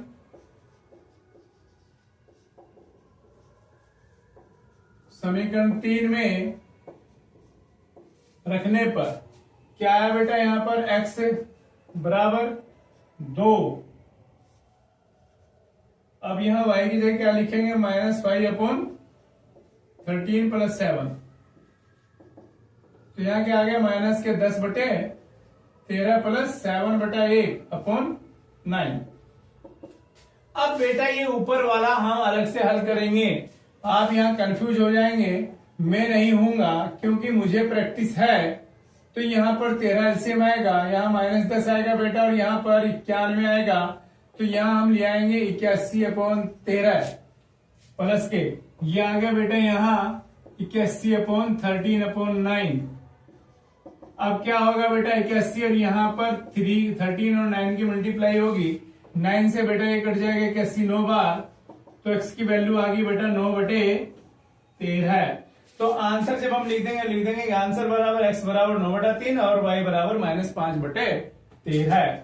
तो आंसर क्या लिख देंगे बेटा, आंसर है कि x बराबर 9/13 और y बराबर -5/13। ये बेटा समझ आया बेटा। इसी क्वेश्चन को अगर मैं विलोपन विधि से करता, आपने इस मेथड से करा, मैं यहां पर इसको दोबारा थोड़ा सा आपको करके दिखाता हूं कि अगर आप इसे दूसरे मेथड से करते तो कैसे करते। बेटा अगर हमें इसकी वैल्यू फाइंड करनी है ना कि ये सही आया गलत आया, तो x और y की वैल्यू कोई से भी समीकरण में रख लें और देख लें कि उत्तर सही आया या नहीं आया। तो इसी क्वेश्चन को बेटा मैं यहां से, इसी क्वेश्चन को बेटा मैं रिपीट कर रहा हूं दूसरे मेथड से, इसे विलोपन विधि से। वैसे अभी आजकल ना लॉकडाउन के बाद किसी भी क्वेश्चन में लिखा नहीं आया कि इसको प्रतिस्थापन विधि या विलोपन विधि से करें, ये आपकी स्वतंत्र आपको कर दिया गया कि आप किसी भी मेथड से कर दें। तो बेटा यहां से हम इसे पहले सबको एक तरफ लिए हैं, 9x - 2y - 7 = 0, समीकरण नंबर 3। अब ये 2 से हम 3 ले गए तो 2 का तो हमें इस्तेमाल नहीं करना। अब हमें यहां देखो, इसमें 5y 2y, 5 और 2 किसी को मल्टीप्लाई करके बराबर नहीं हो रहे, 3 और 9 किसको हो रहे, तो समीकरण 1 को 3 से गुना कर दो तो ये आ जाएगा। तो यहां क्या लिखूंगा, समीकरण 1 को 3 से गुना करने पर बेटा, जब 3 से गुना करूंगा तो सब सारी टर्म में होंगे, 3 किसमें गुना करूंगा बेटा 9x आ जाएगा, -3 किसमें गुना करूंगा बेटा 15y आ जाएगा, 3 किसमें गुना करूंगा बेटा ये आ गया, समीकरण नंबर 4 बन गई। अब हमें ये समीकरण कहां से लेंगे, समीकरण 1 से, उसको छोड़ दो, 2 तो हमने कैंसिल कर ही दी। अब हमें इन दोनों में, 9 तीसरी में और इसमें चौथी में हमें करना है, ये भी 9x प्लस का, यहां भी प्लस का है, तो इन दोनों को घटाओ। क्या लिखेंगे, समीकरण 3 में से 4 घटाने पर, समीकरण 3 से समीकरण 4 घटाने पर क्या होगा बेटा, यहां 9x - 2y - 7 बराबर 0, और यहां पर 9x - 15y - 12 = 0। बेटा 3 समीकरण ऊपर लिख लिए, चौथी नीचे रख ली, और बेटा घटाएंगे तो यहां पर प्लस है तो बेटा माइनस, यहां माइनस है तो प्लस, और यहां माइनस है तो प्लस, ये दोनों कैंसिल हो जाएंगे। क्यों हो जाएंगे कि एक प्लस का एक माइनस का है, यहां पर माइनस के 2 है, प्लस के 15 है, तो यहां बेटा 13y बचे, किसके किसके बचे बेटा, प्लस के, यहां प्लस के 12 माइनस के 7 है, तो प्लस के 5 बटे बराबर 0। तो बेटा यहां पर 13y बराबर माइनस के 5 हो गए, और y बराबर माइनस के 5 बटे 13 आ गया बेटा। देखो मैंने इस मेथड से करा और y की वैल्यू -5/13 आई, जो मैंने पहला मेथड किया था दूसरे तरीके से आपको करवाया था, वहां से भी y की वैल्यू यही आई थी बेटा, अभी लिखी है पहले वाली मैंने, यहां से साफ नहीं किया। देखो ये वाला, और ये इस मेथड से किया तो ऐसे ही होगा। अब हम यहाँ y की वैल्यू क्या करेंगे, इसको इसी भी समीकरण में रख दें, इसमें रख दें, इसमें रख दें, इसमें, यहां पर चॉइस आपकी, कोई से में रख दें, ठीक है बेटा, ऐसे आप कर लो। तो दोनों मेथड मैंने आपको बता दिए, जोन सा भी आपको आसान है वो कर लीजिए। कभी कभी हो सकता है कि अगर एग्जाम में आ भी जाएगी इसे, तो आप विलोपन विधि से करें, और आपको प्रतिस्थापन विधि अच्छी लग रही है और वही आपसे आती है, तो भले ही पेपर में कहा उन्होंने कि विलोपन विधि से करें, तो आप जोन सा मेथड आपसे आता है उसी से कर दें। क्योंकि नंबर तो आपको मिल ही जाएंगे। अगला क्वेश्चन करते हैं बेटा 10वां। 3/2x minus 3/2y equal to -2 है। x/3 plus y/2 is equal to 13/6 है को हल करें। अब यहां इस क्वेश्चन को बेटा सबसे पहले तो हम समीकरण को लिख लेते हैं। 3/2x है माइनस 2y है बराबर -2 है। दूसरी समीकरण क्या है बेटा, x/3 है प्लस y/2 है बराबर 13/6। तो देखो यहां जो क्वेश्चन लिखा गया है, यहां लिखा कि 3/2x है, यहां पर x/3 है। देखो x/3 को मैं कैसे लिख सकता हूं कि 1/3 इंटू एक्स। यहां 3/2x को कैसे लिख सकता हूं कि 3x/2। तो यानी कि यहां पर x का जो मल्टीप्लाई है वो 3/2 से, यहां पर x की मल्टीप्लाई क्या गुणांक है 3/2 है। यहां पर ये x का गुणांक क्या है 1/3 है। तो इससे घबराना नहीं है। क्वेश्चन में ये यहां x अलग दिया, यहां पर x और y ऊपर रख दिए अंश की जगह, तो ये भी अंश की जगह ये भले ही अलग रखे हो लेकिन ऊपर ही साथ होंगे, यानी कि 3y और 3x ऊपर। तो ये हमें कंफ्यूज करने के लिए दिया है, लेकिन हमें कंफ्यूज होना नहीं है क्योंकि पेपर वाले बड़े होशियार हैं, तो हम भी होशियार हैं, आप और हम भी होशियार हैं बेटा। तो ठीक है बेटा, तो अब यहां हमें करना क्या है कि या तो x के गुणांक बराबर कर लें या y के गुणांक बराबर कर लें। अजीब बड़ा अजीब सा लग रहा है। क्या अजीब सा लग रहा है बेटा कि ये बटे में अपॉन में आ रहा है, तो क्या करें तो एलसीएम ले लो, क्या क्यों घबरा रहे बेटा। तो यहां सबसे पहले क्या लें कि अब देखो बेटा, या तो हम इसके एलसीएम लेके भी कर सकते हैं, लेकिन अगर आप देखो यहां पर y की मल्टीप्लाई क्या हो रही है 3/2 और यहां y की मल्टीप्लाई क्या 1/2 है। अगर यहां में समीकरण 2 को 3 से मल्टीप्लाई कर दो, यहां 3y/2 आ जाए तो बिल्कुल पहली समीकरण बन जाएगी हमारी पहली वाली, यानी कि y के गुणांक बराबर हो जाएंगे। तो कर दो, तो यहां क्या कर देंगे, समीकरण 2 में 3 से गुना करने पर हम एलसीएम लेके भी कर सकते हैं बेटा इस क्वेश्चन को। तो समीकरण 2 में करना 3 से इसमें गुना करेंगे 3x/3 प्लस यहां पे 3y/2 बराबर 13 की मल्टीप्लाई इसमें करेंगे बेटा 13×3 39/6। ठीक है, अब हमें कुछ काटना कूटना नहीं, जो कटेगा देखे जाएंगे, बाद में देखेंगे। चलो काट दो, 3 से 2 बार और ये 13 बार। तो यानी कि हम इसे लिख सकते हैं x plus 3y/2 is equal to 13/2, समीकरण नंबर 3।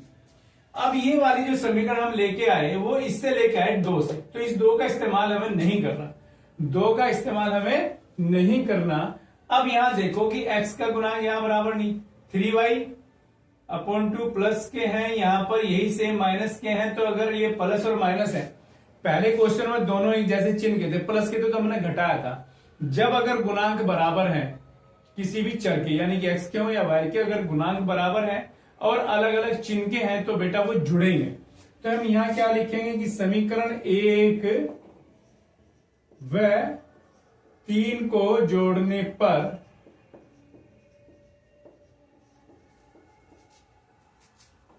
तो बेटा क्या होगी 3x/2 माइनस 3y/2 बराबर -2। देखो मैंने यहां ऊपर इसके ऊपर 7 लेके आ गया तो कोई फर्क नहीं पड़ता बेटा उससे। अब यहां पर क्या है x माइनस ये x प्लस है बेटा 3y/2 है और यहां पर 13/2 है। जोड़ेंगे बेटा, जब जोड़ेंगे तो यहां पर साइन जुगेतु रहेंगे, जब जुगेतु रहेंगे तो ये दोनों तो कट गए, एक माइनस का एक प्लस का। अब यहां ये जुड़ेंगे, देखो यहां पर है 3x/2 और यहां पर है x/1। जब इन जोड़ेंगे तो यहां एलसीएम 2 आएगा बेटा, जब 2 आएगा तो 3x जुगेतु आएगा और यहां पे 2x आ जाएगा, यानी कि यहां पे 5x/2 आ जाएगा। इसको जोड़ेंगे हम यहां पर इस तरीके से रफ में, तो ये आ गया हमारा 5x/2। अब बेटा हम ऐसे किसी को जोड़ेंगे, कि -2 है और प्लस 13/2 है, इसका भी बटा 1 लो। जब इसको जोड़ेंगे तो यहां पर आएगा बेटा -4 और यहां पर आएगा बेटा 13, तो यहां आ गया बेटा 9/2। जब 13/4 कहेंगे 9/2 बचेंगे बेटा, और यहां इसको जोड़ेंगे तो 9/2 आए। जब क्रॉस मल्टीप्लाई करेंगे बेटा यहां पर, तो यहां पर आएगा 10x बराबर 18 और x बराबर आएगा 18/10, यानी कि 2 पंजे 10, 2 9 18, यानी कि x की वैल्यू बेटा आ गई 9/5। x की वैल्यू क्या आ गई बेटा यहां पर 9/5 आ गई। जब x की वैल्यू 9/5 आ गई तो x की वैल्यू इसमें रख दो, इसमें रख दो, इसमें रख दो और आंसर आ जाएगा। कर लेंगे बेटा? अच्छा नहीं होगा, कोई बात नहीं, मैं ही करा देता हूं। हम यहां क्या लिखते हैं कि x का मान समीकरण 1 2 3 किसी में भी रख दो, किसी में भी x का मान समीकरण 1 में रखने पर बेटा मैं यहां रखता हूं 3/2। x की वैल्यू कितनी है बेटा 9/5, ये मल्टीप्लाई में लिख लिया -3/2 y बराबर -2। अब यहां देखो बेटा ये आ गया 9 × 27/10 -3/2 y बराबर -2। अब यहां -3/2 y है बराबर में -2 है। इस अचर पद है ना ये वाला, इसको उधर ले जाओ, 27/10, इसका बटा 1 ले लो।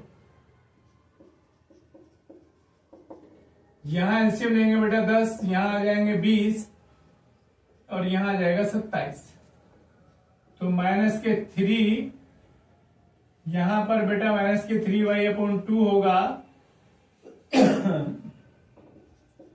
बराबर ही आएगा -47/10।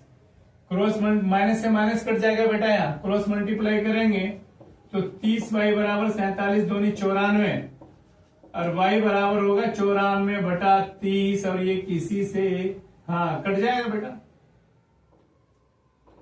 ये 47 बार और ये 15 बार, तो y की वैल्यू आ गई बेटा 47/15। x बराबर 9/5 और y बराबर 47/15 आ गया बेटा। लिख देंगे आंसर बराबर x बराबर 9/5 और y बराबर 47/15। और आपको ये बेटा क्वेश्चन बताओ ये कितने नंबर का आएगा? 6 नंबर का क्वेश्चन आएगा। इस तरह के जो क्वेश्चन आए हैं अब तक ये 6 नंबर में आ रहा है। बस आपको प्रैक्टिस करनी है बेटा, क्या करना है, केवल बस आपको थोड़ी सी प्रैक्टिस करनी है और आपके नंबर पूरे में से पूरे आ जाएंगे, 6 में से 6 आ जाएंगे बेटा।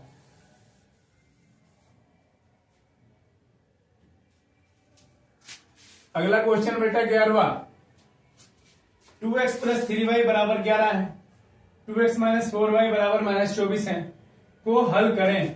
क्या कहा उसने बेटा? को हल करें। चलो हल कर देंगे, हल करें और इससे m का मान ज्ञात करें। उसने कहा कि पहले तो हल करो, हल करके x और y के मान निकलेंगे।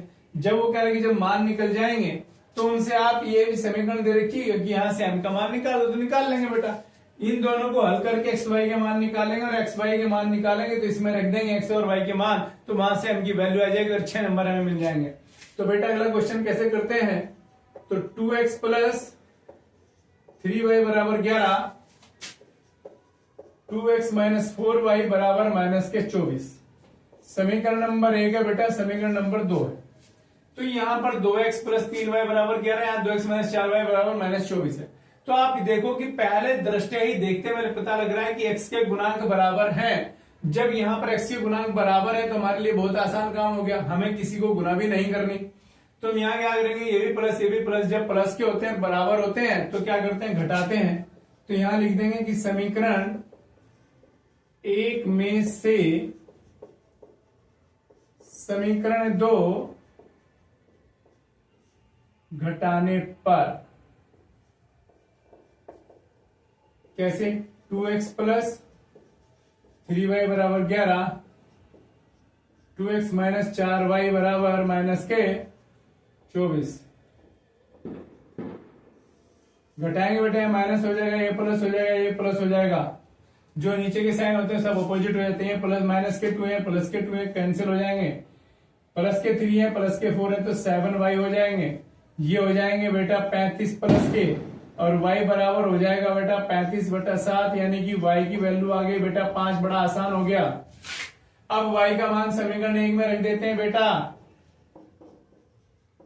y का मान समीकरण 1 में रख देते हैं। अगर कोई बच्चा समीकरण 2 में रखना चाहे तो रख सकता है, आंसर सेम आएगा।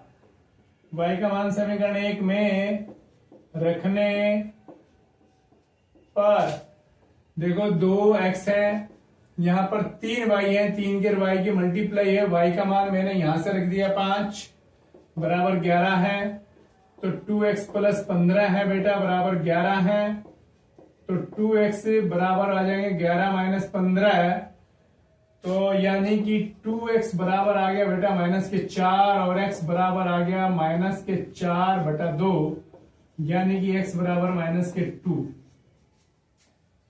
3 बजे 15 यहाँ आगे बेटा, उधर लेके जाएंगे माइनस के हो जाएंगे, तो -4 बचे, तो x बराबर -2 आ गया बेटा। क्या आ गया बेटा? ये x बराबर -2 आ गया। अब ये हल आ गया, हमारा आंसर आ गया बेटा। एक आंसर क्या आ गया, यानी कि x बराबर -2 है और y बराबर 5 है। ठीक है, लेकिन अभी हमारा आधा आंसर आया, उसने कहा कि हल कर दिया, और इससे m का मान अब यहां क्या लिखेंगे, पुनः क्या कहा उसने कि क्या कहा बेटा पुनः में कि y बराबर mx प्लस 3 है। तो इसमें हम क्या करेंगे, x और y के मान रख दो। यहां लिख देंगे कि x और y के मान रखने पर इसमें y का मान क्या है बेटा 5 है, m का मान हमें पता नहीं, x का मान -2 है और +3 है, तो 3 बेटा इधर लिया, 5 - 3 है, और यहाँ पर -2m है, तो यहाँ पर बच्चे 2 बराबर -2m, यानी कि -2m बराबर 2, यानी कि इस 2m को इधर ले जाओ तो उसको उधर ले जाओ, कोई फर्क नहीं पड़ता, बस हमें उसकी शकल वो करना है, स्थान बदलना है। तो यहाँ पर बेटा m बराबर आ जाएगा 2/-2, तो m बराबर -1 आ गया बेटा। क्या आ गया बेटा? m बराबर -1 आ गया है, और यही हमारा आंसर आ गया है। उन्होंने कहा था कि m का क्या मान होगा, तो हमें बता देंगे कि भैया जी m का मान जो होगा वो होगा -1। तो बेटा अभी और क्वेश्चन हम आपको कराते हैं। क्वेश्चन करते हैं 12 क्वेश्चन 12वां नंबर का।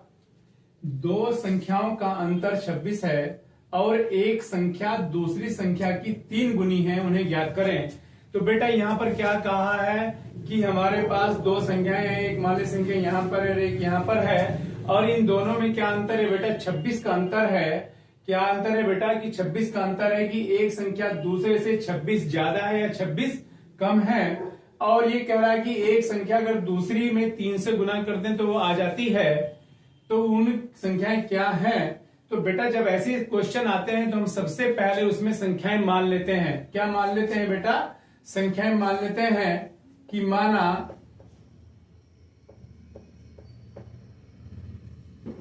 माना पहली संख्या, कितनी संख्या बेटा? उसमें दो संख्याएं हैं, तो हम पहले मान लेंगे कि माना पहली संख्या बराबर x है और माना दूसरी संख्या बराबर बेटा y है। ठीक है, अब यहां दो शर्त हैं। इस क्वेश्चन में दो शर्त दी कि दोनों संख्याओं का अंतर 26 है। अंतर का मतलब क्या है बेटा? कि अगर हम एक संख्या में से दूसरी संख्या घटाएं तो 26 आता है। अब घटानी कौन सी है? अगर एक हम कहते हैं कि x बड़ी है तो x में से y घटा लो 26 आ जाएगा। दूसरा बच्चा कहता है कि नहीं y में से x घटाओ तो 26 आ जाएगा। अगर एक बच्चा x को बड़ा मानता है कि x को बड़ा मानता है और एक बच्चा y को बड़ा मानता है, तो अगर दोनों बच्चे इस काम को, एक बच्चा ऐसे करेगा और एक बच्चा इससे करेगा, आंसर सेम आ जाएगा। अब यहां क्या है बेटा कि प्रथम शर्त अनुसार, क्या? प्रथम शर्त अनुसार, यानी कि जो क्वेश्चन में प्रथम शर्त कहा है उसने क्या कहा है? हम मान लेते हैं कि x बड़ी है और y छोटी है, लिखने की आवश्यकता नहीं है। अगर x बड़ी है तो x में से x में से y घटाएंगे बेटा तो 26 आएगा। क्या आएगा? 26 आएगा। ये समीकरण नंबर 1 हमारी बन गई। और फिर दूसरी शर्त क्या है? द्वितीय शर्त अनुसार, द्वितीय शर्त क्या है? उसने कहा कि एक संख्या दूसरी संख्या की 3 गुनी है। मान लीजिए एक संख्या ये है और एक संख्या ये है। अगर वो कह रहा कि ये वाली संख्या इससे 3 गुना है, यानी कि इससे अगर मैं इस संख्या में 3 से गुना कर दूं तो ये वाली संख्या आ जाएगी बेटा। अब यही संख्या अब अगर मैं इसे 3 से गुना करके इसके बराबर बैठती है तो बड़ी कौन सी है? ये वाली की है। तो सीधी सी बात है बेटा, जब हम इस संख्या में 3 से गुना करेंगे तब इसके बराबर आएगी। तो ये वाली बड़ी है और बड़ी हमने कौन सी मानी बेटा? x मानी। तो x जो है क्या है बेटा कि जो x है अगर मैं 3 से y में मल्टीप्लाई कर दूं यानी कि 3y, क्या करते हैं? 3y की जो x है यानी कि पहली संख्या दूसरी संख्या से 3 गुना है। तो दूसरी संख्या में 3 से गुना करा तो पहली संख्या आ गई। ये समीकरण नंबर 2 बन गई। अब ये दो समीकरण जो शर्त दे रखी थी हमने लिख ली। अब यहां देख रहे कि x बराबर 3y है और यहां पर x माइनस वाई बराबर 26 है। तो हम यहां क्या करते हैं कि समीकरण 2 का मान समीकरण 1 में रखने पर समीकरण 2 से x का मान समीकरण 1 में रखने पर, तो बेटा जब यहां इसमें रखेंगे x की जगह क्या रखेंगे बेटा? 3y रखेंगे माइनस वाई बराबर 26। तो यहां क्या होगा बेटा? 2y बराबर 26। y बराबर क्या आ जाएगा बेटा? 2 यहां पर चला जाएगा तो y बराबर 13 आ गया बेटा। क्या आ गया? y बराबर 13 आ गया। तो y का मान समीकरण 2 में रख देते हैं तो x का मान क्या आ जाएगा बेटा? यही कर लेते हैं। चलो, y का मान समीकरण 2 में रखने पर x बराबर 3 गुना 13, तो x बराबर 13 का 3 से मल्टीप्लाई करेंगे बेटा 39। अब देखो आंसर जो आया, तो आंसर क्या आया बेटा? आंसर यहां लिख देते हैं। संख्याएं कौन कौन सी आ गई? एक तो आ गई बेटा आपके पास 13 है और एक आ गई 39। अब ये देखो कि ये हमारा आंसर सही है कि गलत है। उन्होंने कहा कि अगर दोनों का अंतर निकालना चाहें तो 26 आना चाहिए। तो बड़ी संख्या 39 है, 39 में 13 घटाएंगे बेटा 26 आ जाएंगे। तो पहली शर्त हमारी पूरी हो गई। दूसरी शर्त क्या कह रहा है कि पहली संख्या मतलब एक संख्या दूसरी की 3 गुना है। तो बड़ी संख्या 39 है, दूसरी छोटी 13 है, 13 में 3 से गुना करेंगे 39 आ गए, तब भी बराबर है। तो हमारी दोनों शर्तें संतुष्ट हो गई हैं। इसका अर्थ है कि हमारा क्वेश्चन 101% सही है। हमें कोई अब डाउट नहीं है कि हमारा आंसर गलत है कि सही है, क्योंकि हमने इसकी जांच कर ली। ठीक है बेटा, अगला क्वेश्चन करते हैं बेटा कि 5 वर्ष बाद जैकब की आयु उसके पुत्र की आयु से 3 गुनी हो जाएगी। यानी कि कोई बच्चा जैकब है, आज उसकी उम्र x मान लो जो भी कुछ है, 5 साल बाद उसकी उम्र कितनी होगी? उसके बच्चे की उम्र से 3 गुना। ये लिखा बेटा 3 गुना। फिर आज से 5 वर्ष पूर्व जैकब की आयु उसके पुत्र की आयु की 7 गुना। यानी कि आज से 5 साल पहले जैकब की जो आयु है वो बेटे की आयु से 7 गुना हो जाएगी। जहां बेटा ऐसे क्वेश्चन आएंगे तो हम वहां क्या मानेंगे कि वहां हम इनकी आयु मान लेंगे। माना जैकब की वर्तमान आयु, क्या बेटा? वर्तमान आयु बराबर x वर्ष। ठीक, फिर माना पुत्र की वर्तमान आयु कितना बेटा? y वर्ष। फिर क्या है बेटा? जो जो उन्होंने कहा है वही हम मान लेते हैं। 5 वर्ष बाद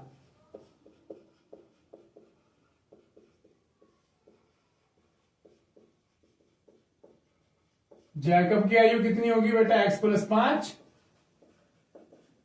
वर्ष।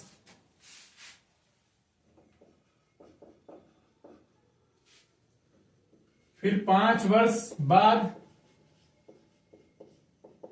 पुत्री की आयु y+5। ऐसा क्यों लिख रहे हैं बेटा हम?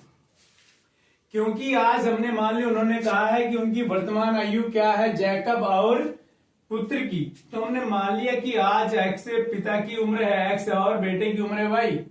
तो 5 साल बाद क्या होगा कि 5 जुड़ जाएंगे, यानी कि आज की उम्र किसी की 12 साल है तो 5 साल बाद बेटा 12 + 5 = 17 साल हो गया। लेकिन आज कितनी हमने मान रखी x है तो x में 5 जोड़ देंगे और y में भी 5 जोड़ देंगे, दोनों की उम्र में।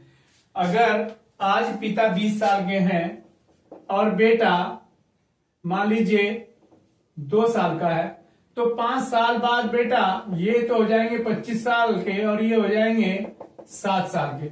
ऐसा नहीं कि ये 25 के हो जाएंगे, ये 2 का ही रहेगा, क्योंकि बच्चे की भी उम्र बढ़ेगी। ठीक है बेटा। फिर उन्होंने क्या कहा कि 5 वर्ष पूर्व, 5 वर्ष पूर्व जैकब की आयु कितनी हो जाएगी? x-5 वर्ष। 5 वर्ष पूर्व पुत्र की आयु बेटा y-5 वर्ष।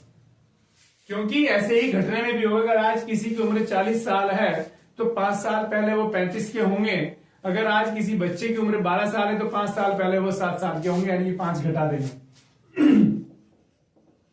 तो यहां क्या होगा बेटा? प्रथम शर्त क्या है बेटा? 5 वर्ष बाद जैकब की आयु, 5 वर्ष बाद जैकब की आयु बेटा कितना है? x+5 है, बराबर बेटे की उम्र कितनी है? 5 साल बाद है, y+5 है। उन्होंने कहा कि 5 वर्ष बाद जैकब की आयु उसके पुत्र की आयु की 3 गुना होगी, यानी कि 5 साल बाद बच्चे की उम्र को अगर हम 3 से गुना कर दें तो पिता की उम्र के बराबर आ जाएगी। तो यहां पर बेटा x+5 बराबर 3y+15, फिर x-3y बराबर 15-5, x-3y बराबर 10, समीकरण नंबर 1। अब दूसरी शर्त क्या है कि 5 वर्ष पूर्व की बात कर रहे हैं, तो दूसरी शर्त से क्या होगा? x-5 बराबर y-7, यानी कि 7 से गुना होगी। x-5 बराबर 7y-7, ये 5 है बेटा यहां पर, तो 7×5 35, y को इधर लिया है बेटा, यहां माइनस के 35 और माइनस ये इधर प्लस के 5 हो जाएंगे, तो यहां माइनस के 30 और x-7y, समीकरण नंबर 2।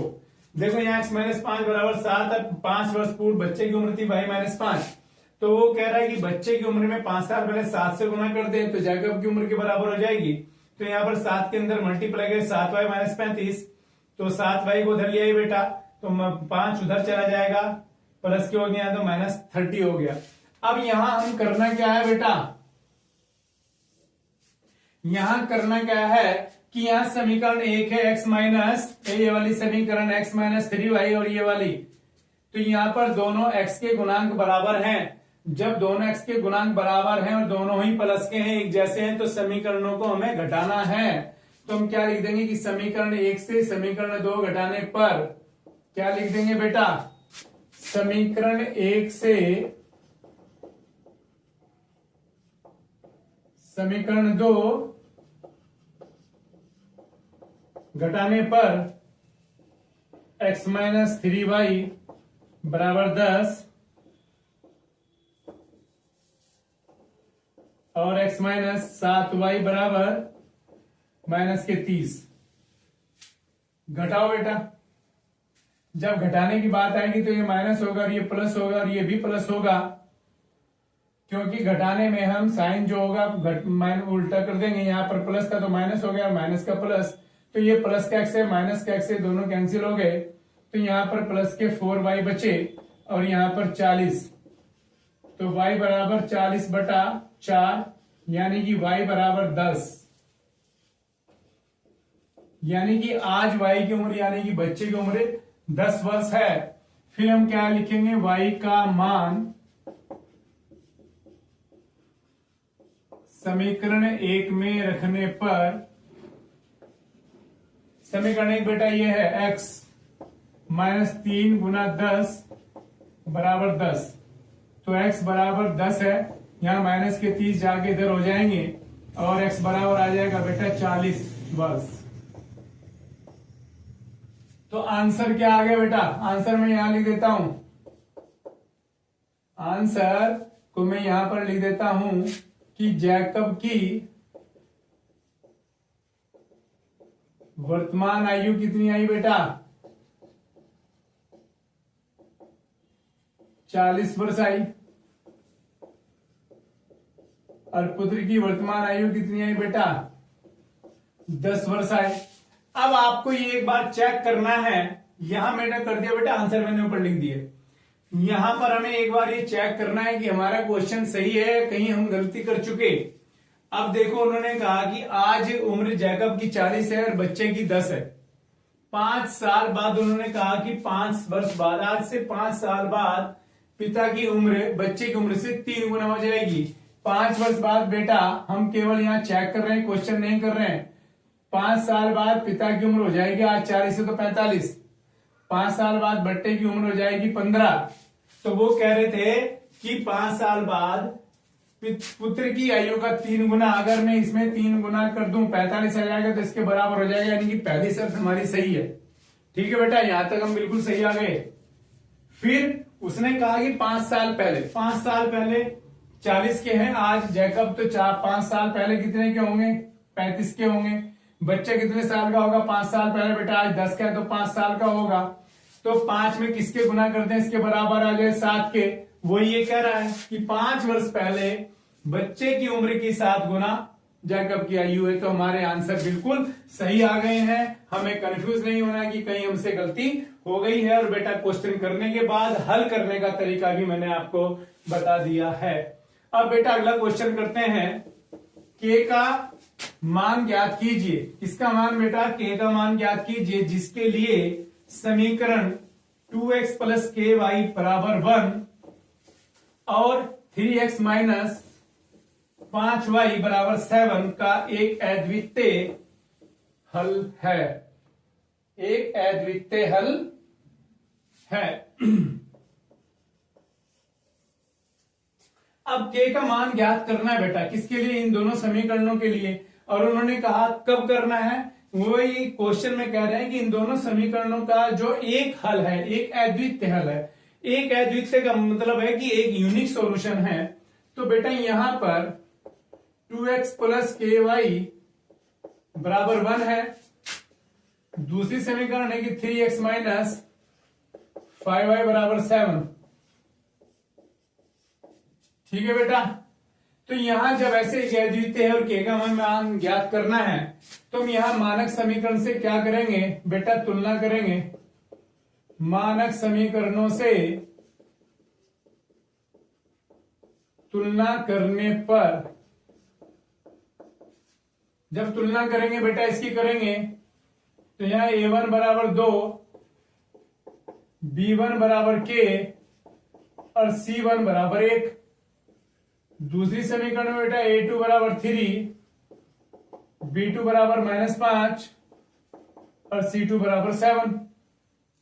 ठीक है बेटा, अब यहां हम करते क्या है, उन्होंने क्या कहा है कि चूंकि समीकरण के युग्म का एक अद्वितीय हल है। क्या है, क्वेश्चन में लिखा है कि समीकरण के युग्म का एक अद्वितीय हल है, चूंकि, क्योंकि। ठीक है बेटा, इसलिए क्या होगा बेटा, a1 अपॉन a2 और b1 अपॉन b2 बराबर नहीं होंगे। यहां पर हम इनकी वैल्यू रख देते हैं, a1 की वैल्यू बेटा 2 और a2 की वैल्यू बेटा 3, b1 की वैल्यू बेटा k और b2 की वैल्यू -5। क्रॉस मल्टीप्लाई करेंगे बेटा, तो यहां पर 3k बराबर नहीं है -10। ये बराबर नहीं है, बराबर को काट दो, इसका मतलब बराबर नहीं है। तो बेटा यहां k की वैल्यू क्या आ जाएगी कि -10/3। अब इसका मतलब क्या है बेटा, इसका मतलब ये है k का कोई भी मान हो सकता है, लेकिन बस -10/3 कि -10/3 को छोड़कर यही वैल्यू नहीं हो सकती। अगर ये वैल्यू आ गई तो अद्वितीय हल नहीं होगा इसके, यानी कि बराबर नहीं है, बराबर को काट रखा है, तो इसका मतलब है कि इसके अलावा सभी मान इसके लिए वैलिड हैं। ठीक है बेटा, अब अगला क्वेश्चन करते हैं। एक भिन्न आप जानते हो कि जो परिमेय जैसी होती है x/y के रूप में बटे में, जिसे हम कहते हैं एक भिन्न 1/3 हो जाती है, यानी कि एक भिन्न है वो 1/3 हो जाती है। कब? जब उसके अंश में एक जोड़ दिया जाए। अगर अंश में एक जोड़ दिया जाए तो भिन्न हो जाती है 1/3, और वह 1/4 हो जाएगी। कब? जब उसके हर से एक घटा दिया जाए, यानी कोई एक भिन्न है, अगर हम अंश में एक जोड़ते हैं तो 1/3 हो जाएगी, और हर में से एक घटा दें तो 1/4 हो जाएगी। तो कह रहे कि वो भिन्न, आप बताइए तो वो भिन्न कैसे होगी बेटा। इस क्वेश्चन को क्या करने के लिए है, भिन्न में क्या होता है, एक ऊपर अंश होता है और नीचे हर होता है। तो हम यहां लिख देते हैं कि माना भिन्न का अंश क्या है, क्या है, चलो भिन्न का अंश भी नहीं बेटा, एकदम डायरेक्ट ही आप कर लो कि माना भिन्न बराबर, माना भिन्न बराबर x/y है। x/y आ गई बेटा, ये भिन्न हमने मान ली। ऊपर वाले को अंश बोलते हैं, नीचे वाले को हर बोलते हैं। तो प्रथम शर्त क्या है बेटा,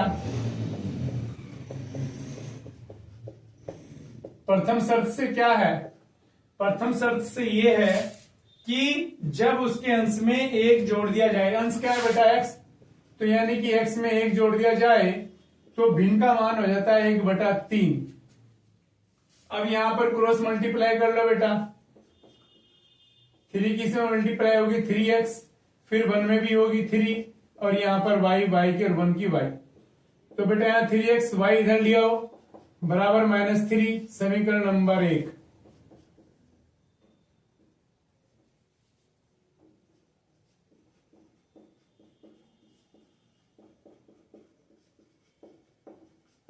अब दूसरी शर्त से क्या है बेटा, दूसरी शर्त ये है कि वह 1/4 हो जाती है जब इसके हर से एक घटा दिया जाए। जब इसके हर से, हर किसके, x/y ये समीकरण, इसके हर में से एक घटाए तो समीकरण की वैल्यू हो जाती है बेटा 1/4। जो जो उसने कहा है ऐसे ऐसे हमें काम करते जाना है। क्रॉस मल्टीप्लाई करेंगे बेटा, x की 4 में मल्टीप्लाई होगी तो 4x होगा, फिर 1 की इसमें मल्टीप्लाई करेंगे तो y -1 होगा, तो y को इधर लिया है बेटा और इधर -1, समीकरण नंबर बेटा 2। अब देखो, अब हमें समीकरण नंबर 1 ये वाली और समीकरण नंबर 2 ये वाली, इन दोनों को हमें हल करना है, क्योंकि हमें x और y के मान चाहिए। तो यहाँ पर 3x है, यहाँ पे 4x है, दोनों के गुणांक बराबर नहीं है। तो कोशिश करते हैं, y को देखते हैं, पहले y को चेक करा बेटा, यहाँ पर भी y, यहाँ पर भी y, 1 1 है ये दोनों, तो यहाँ पर दोनों के गुणांक बराबर है और दोनों के चिन्ह भी बराबर है। तो हमें गुणांक बराबर करने की आवश्यकता नहीं, क्योंकि हमें x या y में से किसी एक के करने थे, लेकिन एक हमें करे कराए मिल गए। अब हम क्या करते हैं कि समीकरण 1 और 2 को जोड़ते हैं कि घटाते हैं। अगर y के गुणांक बराबर अगर ये होते दोनों एक चिन्ह के हैं तो घटाते हैं, और अलग अलग चिन्ह के होते हैं तो जोड़ देते हैं। तो यहां पर हम क्या लिखेंगे कि समीकरण 1 में से समीकरण 2 घटाने पर 3x - y बराबर -3 और 4x - y बराबर -1 घटाएंगे बेटा, ये माइनस, ये प्लस, ये प्लस, तो ये दोनों कैंसिल हो जाएंगे। यहां पर प्लस के 3x है, माइनस के 4x है, तो माइनस के x बचा और यहाँ पर माइनस के 2 बचे। क्यों? क्योंकि प्लस का 1 है और माइनस का, ये माइनस और प्लस यानी कि बाद वाला जो चिन्ह लगा है वो माना जाता है। तो x माइनस से माइनस कैंसिल हो जाएगा, तो x बराबर 2 आ गया। क्या आ गया बेटा, x की वैल्यू 2 आ गई। फिर हम यहाँ क्या करते हैं बेटा, कि x का मान समीकरण 1 में रख दें या 2 में रख दो, किसी में भी रख दो। समीकरण का मान x का मान समीकरण 1 में रखने पर क्या रखेंगे बेटा, 4 2 माइनस वाई बराबर -1। तो यहां पर 8 माइनस वाई इक्वल टू -1 है, तो -1 बराबर -1 है। 8 यहां पर प्लस का है तो यहां जाके माइनस का हो जाएगा, तो minus y equal to -9, minus से माइनस कैंसिल हो जाएगी, y बराबर 9। तो इसलिए जो भिन्न है तो भिन्न बराबर है x की वैल्यू 2 और इसकी वैल्यू 9। यही हमारा आंसर आ गया बेटा। अच्छा, अब हम चेक कर लेते हैं कि हमारा आंसर सही है कि गलत है। यहां पहली शर्त में क्या कहा कि यदि हम, ये हमारा आंसर आ गया बेटा, चेक करते हैं, केवल रफ में करने हैं, तो कि अंश में 1 जोड़ दें, 2 में यहां पर 2 है, 2 + 1 यानी कि 3/9, 3 × 1 = 1, 3 यानी कि 1/3 आ गया बेटा। ये तो सही आ गई सर। अब उसने क्या कहा है कि हर में से एक घटा दो, हर में से एक घटा दो बेटा, यार 2/8 आ गया, 2 × 1 = 2, 2 × 4 जा यानी कि 1/4। तो ये भी आ गया बेटा। तो ये हमारे आंसर मैच कर गए, तो इसका मतलब हमारा आंसर सही है। तो बेटा अगला क्वेश्चन करते हैं, पढ़ो। यदि 4 कुर्सियां तथा 7 मेजों का मूल्य 360 रुपए है। क्या है बेटा कि 4 कुर्सी हैं और 7 मेज हैं, उन दोनों का जो रेट है कितने सामान का हो गया, 4 कुर्सी 7 मेज यानी 11 सामान हो गया और उनका मूल्य 360 रुपए है। फिर उसने कहा कि अगर हम 6 कुर्सी लें और 10 मेज लें, उनका मूल्य 520 रुपए है। तो एक कुर्सी और एक मेज का अलग अलग मूल्य बताओ कि कुर्सी कितने की है और एक मेज कितने की है। इस क्वेश्चन को कैसे करेंगे बेटा, हम मान लेते हैं कि माना एक कुर्सी का मूल्य कितना x रुपए है और मेज का मूल्य कितना बेटा y रुपए है। माना एक कुर्सी का मूल्य बराबर x रुपए, माना एक मेज का मूल्य बराबर y रुपए। ठीक है बेटा, प्रथम शर्त से क्या होगा।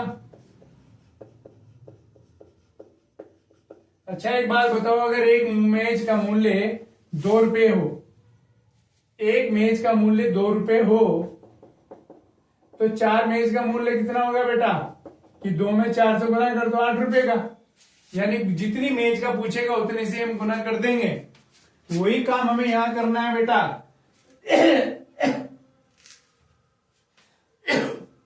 तो अगर एक कुर्सी का मूल्य x रुपए है तो 4 कुर्सी का कितना होगा, पहली शर्त में एक कुर्सी का x है तो 4 कुर्सी का 4x होगा।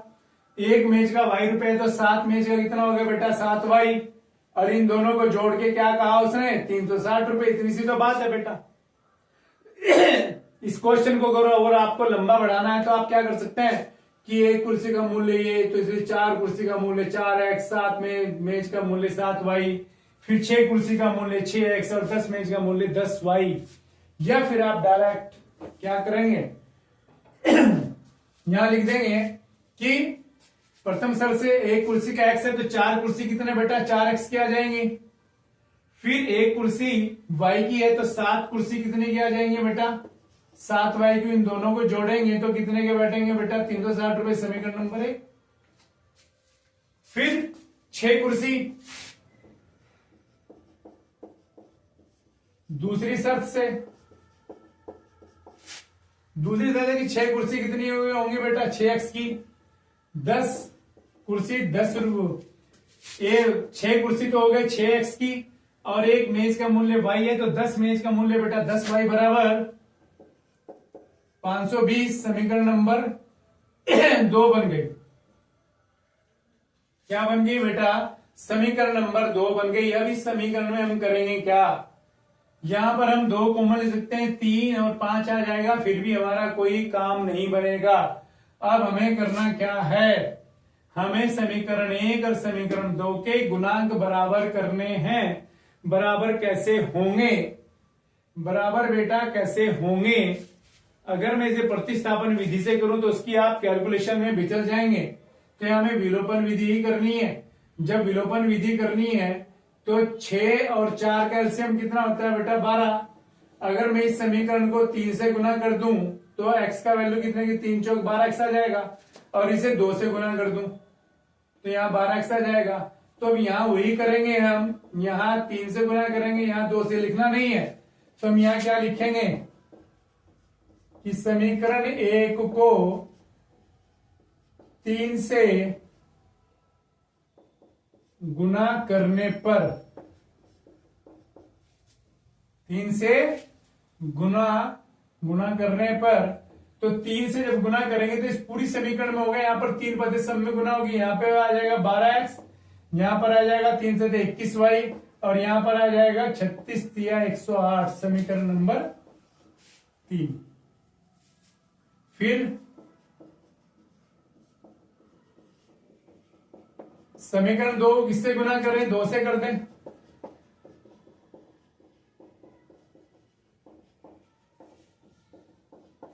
कैसे करेंगे? 2 6 12x और 2 की 10 की गुना बेटा 20y, और 2 की इसमें गुना करेंगे बेटा 1040। अब ये हमें समीकरण 1 और 2 की जगह 3 और 4 लिया है बेटा, तो 1 और 2 का तो हमारा काम अभी तो खत्म है। अब 3 और 4 में यहाँ पर x के गुणांक बराबर हैं और दोनों सेम चिन्ह के हैं, एक जैसे चिन्ह के हैं, तो क्या करेंगे? इनको घटाएंगे। तो समीकरण 3 से समीकरण 4 घटाने पर क्या होगा बेटा? 12x प्लस 21y बराबर 1080, और 12x प्लस 20y बराबर 1040। घटाओ बेटा, ये माइनस, ये माइनस, ये माइनस, ये कैंसिल हो गए। यहाँ पर प्लस के 21 है, माइनस के 20 है, तो y बचा। यहाँ पर 1080 में से 1040 गएंगे बेटा, 40 आ गया। y की वैल्यू 40 आ गई बेटा, बहुत जल्दी आ गया। y की वैल्यू समीकरण 4 में रख दो, 3 में रख दो, 2 में रख दो, किसी भी एक में रख दो। अब हमें सोचना क्या है, क्यों रखना है। अगर y में 3 में 4 में रखेंगे तो यहाँ 12 21 है, तो गुना करने में, कैलकुलेशन करने में हमें ज्यादा टाइम लगेगा। अब यहाँ पर इन दोनों में सबसे कम है तो इन्हीं में रख लेते हैं बेटा। तो y का मान कौन सी समीकरण में रख लें? समीकरण 1 में रख लें। अगर कोई बच्चा समीकरण 3 और 4 में भी रख लेता है तब भी आंसर आ जाएगा बेटा। तो y का मान समीकरण 1 में रखेंगे, यहां कर देते हैं बेटा हम। तो यहां पर 4x जुगा तो आएगा 7y, 7 गुना y की जगह 40 बराबर 360। 4x प्लस 7 चौक 28, 280, 360। 4x बराबर 360 है और माइनस के 280 है, तो 280 आ गए बेटा। 80/4 20। तो यहां x किसका मान माना था हमने बेटा? कुर्सी का। तो आंसर आ गया, एक कुर्सी का